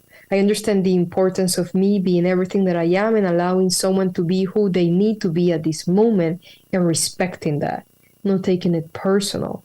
So I just allowed. I allowed it to happen. I recognize I'm feeling rejected and this hurts. But it hurts because it's bringing me back to previous experiences. I'm not there anymore. So I know how to regulate myself. I know that this is not the case. And I know, most importantly, that I think one of the most important things is understanding emotional transmutation. And that's allowing your emotions fully and completely. It sounds so basic, but it really is that basic. You need to fully allow your emotions to be able to fully transmute them into freedom, into release. Otherwise, you suppress. Otherwise, you kind of feel a little bit here, and then you suppress the rest, and then it's gonna leak into something else, and then it might just deepen more and more into you until poof, it explodes completely. But when we allow ourselves to fully heal, that's the moment. That is the moment where we heal more and more of that wound, where we understand what that pain is. So next time it shows itself, it's not going to make us act. We're going to be able to observe and be like, oh, you're coming from this. Come here. I love you. That when that shadow comes, and in my case, it was a shadow of rejection. When that shadow came, I was like, oh, it's you. It's you again. Hello. Well, welcome. I love you. We're good. We are good. We need to allow this process. We need to allow the person to be who they are. We need to respect that, but have our clear boundaries. And we have our clear boundaries because we're not afraid of being on our own. Because that was the thing. I have so many acquaintances, but I have a very, very, very small group of my people. A very, very small group. And she was part of this group. So there was a voice in me that kept saying, we're cutting someone else again? Mm-hmm. Like, we're gonna be alone. And that's when I came through saying yes, and that's okay. And that's why it's so important that we are okay being with ourselves. I really feel that one of the most powerful things that you can do is be with yourself and be comfortable. If you're not comfortable being with yourself, you need to change that. Because the amount of things you're going to allow in your life and sacrifice in your life in the name of not being alone is terrifying. And if you're someone right now, and this is for everyone that is listening, if you're someone right now that has a hard time being with themselves, that fears being alone, I want you to take a hard look at your life and observe all the things you have allowed. Because you're going to realize that it's a lot and you don't like them. And you don't want to live the rest of your life that way. I also think there's a lot of value in bringing up like self-love and not only the beginning of shadow work, but loving those shadow sides and approaching them in whatever manner that you choose to approach them, and don't be like, how dare you? Like, forgiving yourself for knowing and not knowing at the time was something that was really big for me. Forgiving myself for being the hero or the villain in the situation. Understanding why I was the villain, why I acted that way, going back to those root causes and really just allowing those things to release from me. But one of the most powerful things that I still practice to this day, besides a gratitude practice that, you know, is constant conscious awareness of your thought process, was, do I love myself? Why don't I love myself? What parts of myself do I deem unlovable? And why is that? And continue to ask why? Because you're right, when that shadow side, that rejection side, which I can definitely say I felt in the partnership that ended for me too, I was like, I have never felt a broken heart, like since a boy actually like stomped on my heart. I haven't had like a friend, like a girlfriend, break my heart like this deep. And again, so volatile that I was like, where the fuck did this even come from? Like, you know, this doesn't make any sense to me. So when I really had to like sit down in my solitude with it and just be like, I saw the bigger picture, right? Like, I knew I was going to be okay. Like, nothing super, you know, crazy. It's not like she changed the whole trajectory of my life. I think she was getting out of my way the way that the universe needed her to get out of my way. So really, like, those shadow sides would come up. My biggest like red button in the back of my head is suicide ideation, which for people it's usually depression. For me, like, I'll wake up and I'm like, why do I want to die today? That's so weird, because like I don't want to die, but a part of me wants to die, and I would like to go to that part and see if it needs a hug or it actually does need to die, right? So something else can come in. So I was sitting there and I just, again, remember crying. Vulnerability I still really struggle with, especially in like public healing sessions and stuff like that. But at home, I'm like, and I would like journal about it, and I would try to find the lesson even in like the deepest parts of it. And I would be like, what's coming out right now? And like, why am I ashamed of being rejected? Why am I ashamed of like feeling like I just got like abandoned in one of like the weirdest like mental moments that I've had in a couple months? Like, I was doing really good, and then this just kind of like punched me in my gut and left me with no air, because it was completely out of left field, you know? And again, like, I still had my road, my trajectory and all of that, but it was a really, really good audit. It was like a tower card coming up in the middle of your tarot reading, and you're like, I'm not gonna have a tarot moment, or I'm not gonna have a tower moment. Everything's been so great. And it's just like, no, like, you have some other things to assess. Kind of like when retrograde comes back around and all of these things resurface, and you're like, but I already dealt with that. And they're like, well, but did you? Like, let's go a little deeper. Like, but did you? Right? So I mean, my heart goes out to you for that, especially because it's like a 20-year relationship and someone who's been in so many different perspectives of you. I can say that I can't ever say that I'll ever lose this friend, because it's such a absolute spiritual connection, and I've had him since I was a kid. But we have had to separate in so many different scenarios in our life that every time we meet each other, it's a new version of ourselves. And like, we remember what we were the last time we talked, but then like now it's like, hi, nice to meet you again. Like, do you still do this? Do you still talk like this? Do you still believe this? Like, what are you into now? And it is absolutely intoxicating to just reintroduce myself and get to know this new person every time we pop up in each other's lives. I always say it's like kind of it's like if somebody came to you on a Wednesday and you had to work the next day and like, do you want to take shrooms tonight and just like connect? And you're like, I mean, I'm supposed to go to bed early, but let's see what we learn from this. So she's like a grab a notebook conversation for sure, because like we'll just sync up on like a bunch of really great ideas, music, movies. I mean, we're literally interested in all the same stuff. So as soon as like that phone rings, even though you're a little hesitant and scared, right? Like before the shrooms kick in, you're like, am I going to puke or am I going to, you know, vibe high? But then like you answer the phone and you say hello, and it's just like, oh my God, who are you now? Like what have you learned why we've been in separation?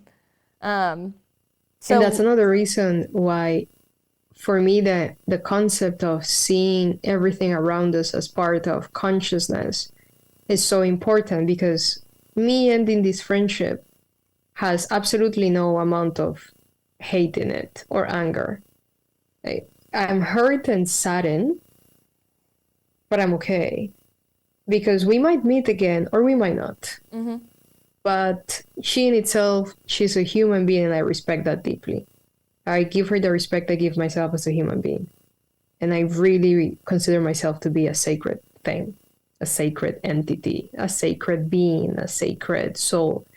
And if I consider myself to be that, every single person around me does, whether I like them or not. Mm-hmm. If I don't like them, I have strong... So, for example, people that refuse other people's human rights, people that are part of the extremes, lefts or rights, people that murder, attack the human integrity of others.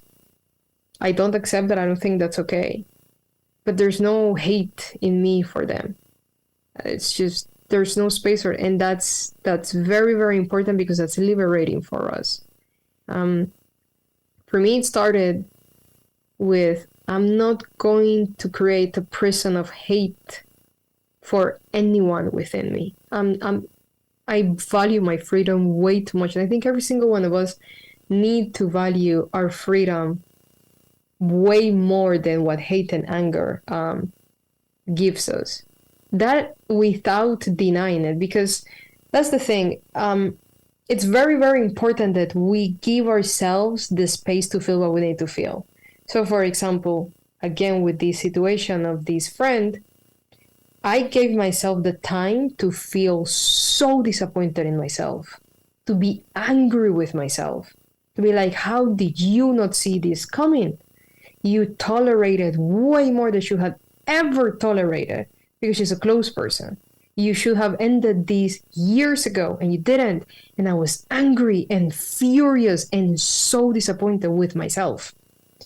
But I knew that was just part of the process. I was not going to stay there. And that's something that I do with my clients. We have ground rules. So it's like, okay, well, once we're going to go into your shadows, we're going to feel a lot of things. And especially, we need to feel the things that you have been told are bad.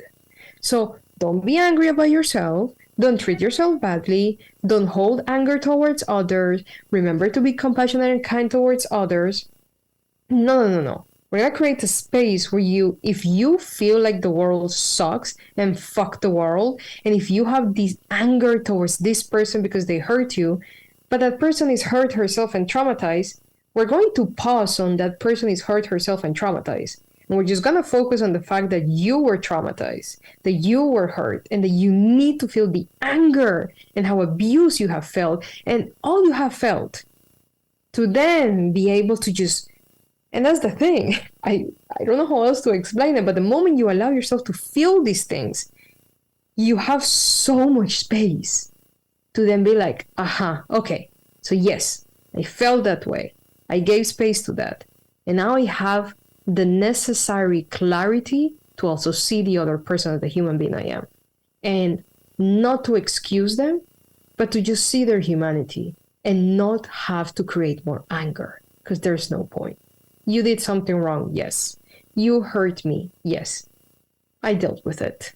That wound has been clean, has been banded over. I'm good. But I'm not going to continue being angry because you hurt me. Yeah, you hurt me, that's okay. But you have to go through it. Like, you have to go through those moments. And that's what I tell people.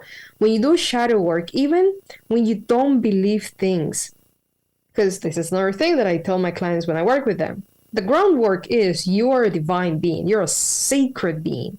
You are divinity embodied in human form. That's the groundwork. That's the base. You don't believe it right now, that's okay. But I want you to understand that that's the base, and that's something that helps people a lot working with someone else.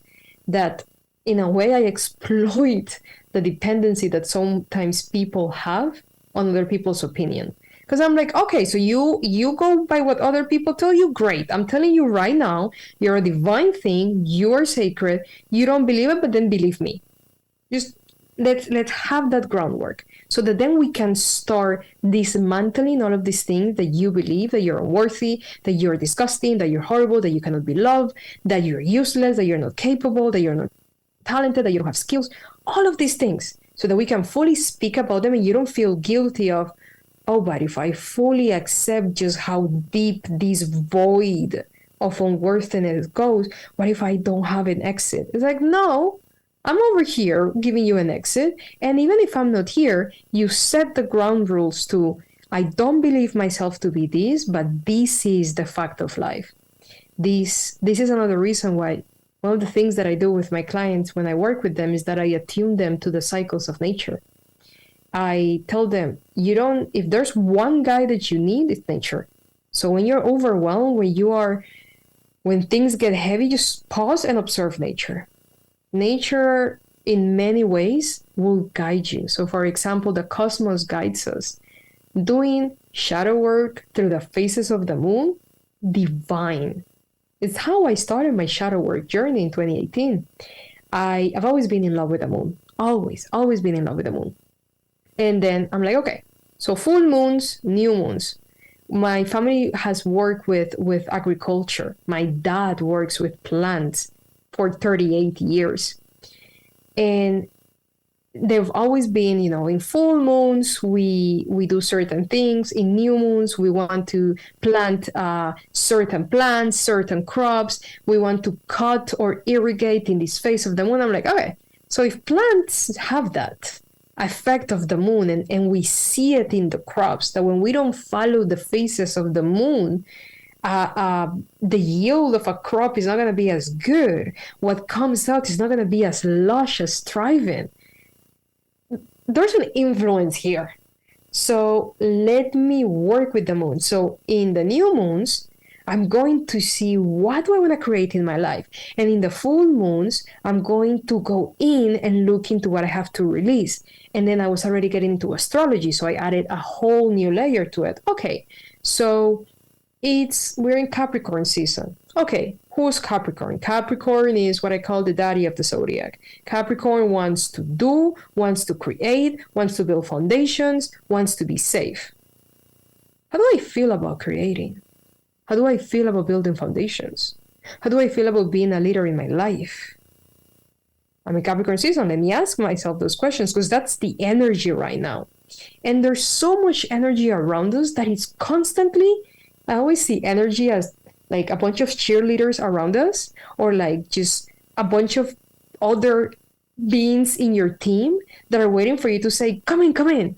And they're just ready to tap in and help you. So you have whatever season we have astrologically, the moons comes with a constellation too. So if it's a new moon in Aries, okay, who's Aries? Aries is the first sign of the zodiac. Aries is that leader of the zodiac. Aries is that trailblazer, the one's going to do it first, burn the path that everyone else is going to follow. How comfortable do I feel with those concepts within myself? Do I believe I have them? Because we all have those energies. We just express them differently. But we all have those energies, the 12 energies of the zodiac. So I think about that. And then the full moons, I love full moons because the amount of time, Shai, that 2018 to 2020, I found myself on like a fetal position on the ground, just crying my heart out as I was writing. And my cards were on the floor because I had been doing a reading for myself based on the shadow work that I was doing. The amount of full moons that I did that, it was transformed. It changed my life. Mm-hmm. It changed my life. So on the full moons, I'll be like, okay, so what's the full moon? Oh, it's a full moon in Libra. Okay, what's Libra? What's this Libra energy? Libra is about balance, harmony, relationships. The seventh house in an astrological birth chart, that's the house of relationships, romantic, business. And I would just go and question myself to deep details in all of these topics. Nature guided me. No one gave me a book and told me, so this is what you do. A lot of people ask me oftentimes, so what book do I read? And that's when sometimes I struggle with giving people books, because a lot of what I do, it's pretty much critical thinking of a lot of spiritual experiences and spiritual practices. So shadow work is a practice. Astrology is a practice. Observing nature is a practice. Understanding nature is a practice. It's an indigenous practice. We are so attuned with nature. We don't see the new year, for example. For me, the new year is the biggest scam ever. And it's one of the biggest traps of consciousness, because the new year, the 31st of December of every year, builds up all of this pressure for you to start a new year. It's new energy. Let's start with, we're going to change our life. And there's this societal pressure towards that. Mm-hmm. The new year and an energy level in nature for pretty much most of half of the world, this Western hemisphere, that new year is the beginning of winter, the dead energy.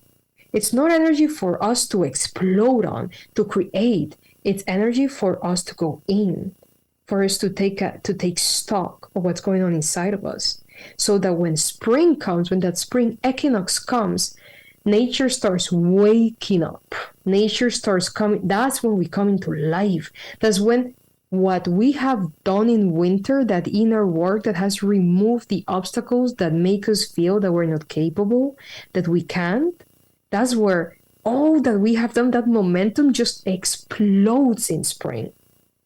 And in summer, we leave even more of everything that we have planted in spring. Autumn, we start going down again to fully going into winter. That already, you observing those seasons or observing the astrological seasons, whether it's every month or by the moons, you already have so much shadow work that you can do that would change your life. Shadow work was the one that taught me how to know myself, guided by the moon. I love that you literally just brought up the pressure of the New Year's resolution in the middle, like in the dead of winter, because I know obviously like New Year, new me. And I mean, I have people, they don't teach from a spiritual perspective. So like I've had them come on and they're like, hey, here's how you stick to your New Year's resolutions. And again, I think that speaks to certain people and that's fine. But I'm like, what I've noticed is, again, I love the moon cycles. My best friend's an astrologist, so she keeps me on my toes on everything, on my rituals, on what I'm supposed to do. And I'm even very vulnerable with her. I'm like, I don't want to do my new moon ritual. And she's like, do it. I'm like, okay, I'll do it. Okay, like, just kidding. Like, I have my human moments. But I was like, why are we telling everybody in the middle of hibernation that they should be going out and taking names as far as like a new spring into life? I'm like, based on the moon cycles, that doesn't really make sense. And that's a new thing that I just came into probably this year when I was reanalyzing New Year's resolutions that other people were telling me, because I didn't have New Year's resolutions. I'm still finishing things that I'm doing in 2022 because it's different curriculums, it's different classes that have carried over. And I mean, my life's just completely different than, oh, I want to lose 20 pounds and, you know, do this or do this or do this. But I think it's important to discuss because there's so many people that, one, give up on it, two, the energy is not supporting it because they're literally supposed to be hibernating, which when Mercury was still direct the last couple of days, I'm like, I have so much work to do and there is nothing in my body and my spirit and my soul. I don't want to do collective readings on TikTok. I don't want to read excerpts on TikTok. I don't want to edit my content. I don't want to read a book that I just got on Clairaudience. The only thing I want to do is just fucking rest. Like, am I okay? Am I going down another little like dark night thing where I need to start journaling and doing this? Like, hey guys, like talk to me. And they're like, you're hibernating. Like, you follow the seasons. You match the earth. You like quit forgetting this because you're in such a rush to get all of your work done half the time. And like me, like making sure I'm not accidentally procrastinating and thinking that I am like, oh, I'm supposed to rest right now. And they're like, no, bitch, run. You know, like I don't want to gaslight my own process. But yesterday I was like, I'm supposed to be hibernating. Like, okay, I'm just going to surrender to this. Fine. Like I'm going to surrender. I'm going to breathe. I don't know why this is so uncomfortable for me because like I really wanted to read. I really wanted to do the work. But everything in me was like, nah, girl, rest. You're hibernating. And, you know, you have a couple events you get to come out and like really go flourish in. But you have a lot of studying, like you have a lot of certifications to finish, you have a lot of solitude that you're looking forward to, a lot of yoga poses, a lot of stretches. Like there's so many things that I actually have doing that, like that inner circle of friends that you talked about. It's really good that your inner circle, you're right, matches your values, but also you get to share your goals with them and it doesn't take away nor drain your energy in the fact that you just told somebody your goals. That was really important for me because there were people that I would be like, yep, I'm going to publish a book. Yep, I'm going to get a certification. Yep, I'm going to do energy work. And they were just like they have no aspirations on any of those levels. So there's some people that support it in a really kind way and they're like, oh, that's really amazing. Like, oh, I wish I had the guts to do that or da-da-da-da. There's people that are not interested in any of the things that I'm doing all in my life because they don't even dream of doing it. That's not what they're here for. And if you're telling somebody, if you're a dreamer and you know you're going to go live your dreams and you're telling someone that just came here to fucking hold the ground for the 3D, no wonder you're so drained after you talk to them, right? Because like you're not on the same frequency. I'm relearning piano from like a literal beginner, have never touched a piano, because I just think that that would be better for me to go and start over with it. And it is one of the most intimidating things I have ever done in my life, because I can sit down and play random songs, but I have no freaking clue what the notes are. I can't read sheet music anymore. So like my ego is even like, let's just go look up tabs. And I'm like, no, let's learn what a treble clef is again. Come on, let's do this. But back to the point, changing, very intimidating.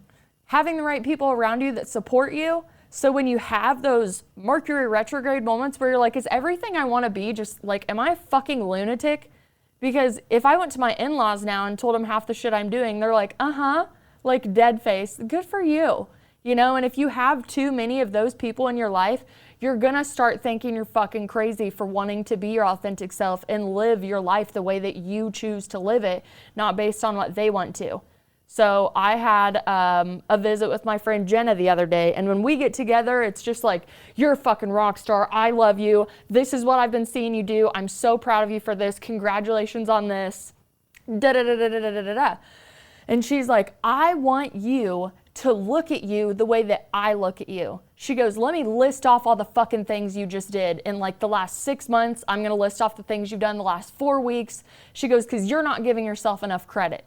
And I was like, okay, like go ahead, list them off. And she's like, okay. And she goes down the list and I was like, observing myself as a different person. And I'm like, if I had a friend who came to me and told me, these are all the things I'm doing to better myself in my life and my child's life and like in my spiritual evolution, like I would be like happy envious. I'd be like, oh my God, I don't like, where do you fit in all the time to do it? I don't have the guts to do that. Like all the little insecure thoughts. I'm like, that is so freaking cool.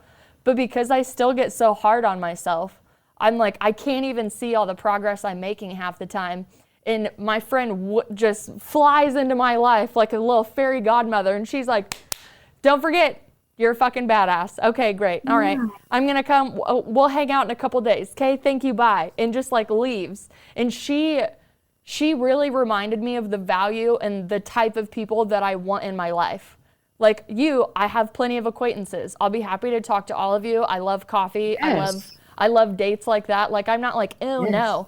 But there's a certain level of me that you're going to get based on where we are and where you are. Because I'm not going to tell everybody that I talk to dead people. You don't need to know that about me. Like, I'm okay. But if I meet you, hey girl, let's talk about what we see, because we're on the same frequency about that stuff. Absolutely. And I just think there's so much value in the work that you do and the training that you keep up with and the diligence that you have and the space you give yourself. And I know that we've been talking forever, which great, because I love all the things that you've said, but all the things that we've talked about, and especially people that are able to fall in love with your voice like I have, they can actually work with you. Like you, I mean, if you want to go to Belgium or Germany or like, you know, follow around wherever she is, like fly, set an appointment. Hey, you're welcome. Yeah, you're welcome to. I work with clients all over Europe. I go, because I see most of my clients online. but I also see some clients in person, but then I travel a lot to them. So, for example, over the summer, I spent some weeks in Amsterdam and I rented an Airbnb, and I would have different intensives with clients that would come from all over the world to work either a weekend with me or 5 days with me. And it was amazing. I meet my clients and I figure out how I can serve them and then make a plan from there. Because oftentimes people come and tell me, okay, so how do you work with people? I'm like, listen, I work very differently with people. With some people, I use 2 tools out of my toolkit. For some others, I throw my whole toolkit at them. And it's a journey. So, Yeah, so I everybody's mean, welcome. you can work with her online, obviously, if you don't want to go see her in person. I want to come see you in person. Like you're a bucket list person for me. I already Yes. thought that before we spoke, and then like after I spoke with you, I called Andy, my producer, back, and I was like, "We're going to Belgium. I've decided like it's going to happen. It's going to be a sponsored trip, and like we're gonna go and." We're going to meet this energy in the presence. This is something we both need in our life. And he's like, abso-freaking-lutely. Let's do it. Yeah. So, I mean, whenever the time presents itself, because I know my linear timeline is like, what are you doing next week? But, you know, my life is like, my child's 3. Let's hold off on this experience. Yeah. It'll come when it comes. But I do want Yeah. to say for anybody listening that really is falling in love with your message and everything, like, click the links below. Her website's there, her TikTok's there, her Instagram's there. I know that people can't message you on TikTok, so they'll obviously click over to Instagram and message you there. You have an email address they can get to, but then you also have a website. But I found you on Instagram and you messaged back immediately, and I was obviously super thankful for that, but I still enjoy going through your content. I love looking at it and learning from you. And I know that we didn't even get into like all of your TikTok content, but it just makes me think like you must come on and like do a teaching episode sometime and like Yes. really open our minds on just the way that you choose to teach spiritually. I think it would be wonderful. And I always love when people come back on for continuation episodes and just being like, hey, look at this information I found, and deliver it in such a great format. I'd be happy to do that. I love to do that because we spoke about great things, and there's so much more to speak in, like, about this I know. world. We were It's just a getting one of my sleepover. favorite topics. It's a which sleepover and is I don't want to go to nature. bed. That's how I feel with you. I'm like, girl, I know we should probably wrap up, but I don't want to because we're talking about like all of our favorite things. And I mean, at the end of the day, it's soul evolution and learning from it. And it's so, I mean, truly, it's intoxicating to just be like, this is out there, this is plausible. And especially after feeling so dead in so many past versions of yourself. You're like, I love that part of myself. I honor it. I take care of it. I nurture it the best I can, integrating the shadow side, all those wonderful things. But truly feeling alive and speaking about being alive and serving people's hearts. I mean, I can honestly say that I find such compatibility with you when we speak on it. I'm like, yes, you're saying my thoughts and my feelings and my heart space, and I love you so much. Yes. I know, like, and it's so amazing when these things happen because it's like you can speak we've been speaking for almost 3 hours. It doesn't feel at all. And you're in Germany and I'm in the United States, and I want to crawl through Zoom and sit on the couch with you. It's ridiculous in the best way ever. Yeah. So I'm like, I'm just like, I know I have to meet you in person. But again, I want people to work with you too and be like, okay, so like now I have this online coach, I'm doing my shadow work. Like, Yes. that's the best And not part only about the that, platform. because that's the thing. And you can see it on my content on TikTok. I also teach, I always think of them as students.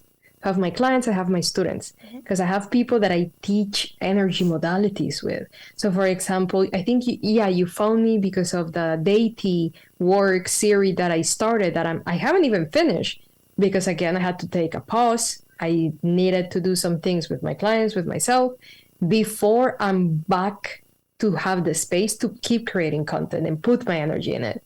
But I teach people different modalities of connecting and understanding different emanations of energy, like deities, goddesses, gods, angels. I am planning to do also a series on how to work with angelic energies that had nothing to do with religion. They're divine beings from the primordial mother and what they are and how you connect with them. That's what I also teach on a personal level to some of my students, which is how do we connect with all of these energies? How do we understand ourselves and our spiritual energies, powers, privileges, gifts, however you want to call them. So yeah, if someone is interested and would love to learn that and they vibe with me, they can also reach out in regards to that. Absolutely. And like I said, anytime I talk about you, I'll have all your stuff linked below so they can get a hold of you. There's so much value in connection and getting to that connection as fast as you can when you find someone, especially over any internet portal, to really connect with. So yes, please come back. Let's continue this. Let's educate more on all the things right now. Go over to her TikTok, enjoy the rabbit hole, take the rest of the day off because you're just going to get all up in her energy on her page. And again, I just really appreciate you coming on. I freaking love talking to you. Thank you, Shai. It was so beautiful to meet you and again speak with you, because that first conversation we had was also very amazing. And now we spoke again. And thank you for sharing this space and creating this space for everyone that's listening and connecting with other people because of it. Very really beautiful. So thank you. I really appreciate it. The guests really are my favorite part, but I mean, after my confession about how music and I found each other after we lost each other for so many years, I picked a song from a Goose show that I went back to in November 2021. One of my favorite humans on this earth actually introduced this band to me randomly, and he's like, I really think that you would like this. Check out these songs, check out this band. So I got to see them live within a couple months of him introducing them to me, and I mean, it just shot off like a rocket. I was like, oh my God, their lyrics, their sound, it just makes me feel so good when I'm listening to them. And I was going through my video footage today because I have a little, like, I'm missing going to live shows really bad. And I have almost a 2-minute clip of the first song that he showed me, which is called Arcadia. And in my opinion, I really do think that the lead singer is very well researched in energy, kundalinis, chakras, meditation, and all of that. Because I have dissected this man's lyrics, and I am 100% convinced that he is talking about energy going up the spine and a kundalini awakening, maybe in a different format in this song. There's so many things that I hear in his music that I'm like, I know the books that you've read. I know the theologies that I don't know if you believe or don't, but you are a well-researched human, and I love learning about you. But I definitely picked Arcadia today. Have fun listening in on the lyrics a little bit. I think the audio does pretty good for a live show. I was like 3 rows away from front row. But yeah, I really hope you enjoy it. And if you like it, go listen to their music because they're amazing. They're blowing up all over the country. They're in Mexico right now with Dead & Company, which is unheard of for like newer bands on the market. But I really hope you enjoy this vibe, and I can't wait for you to come back.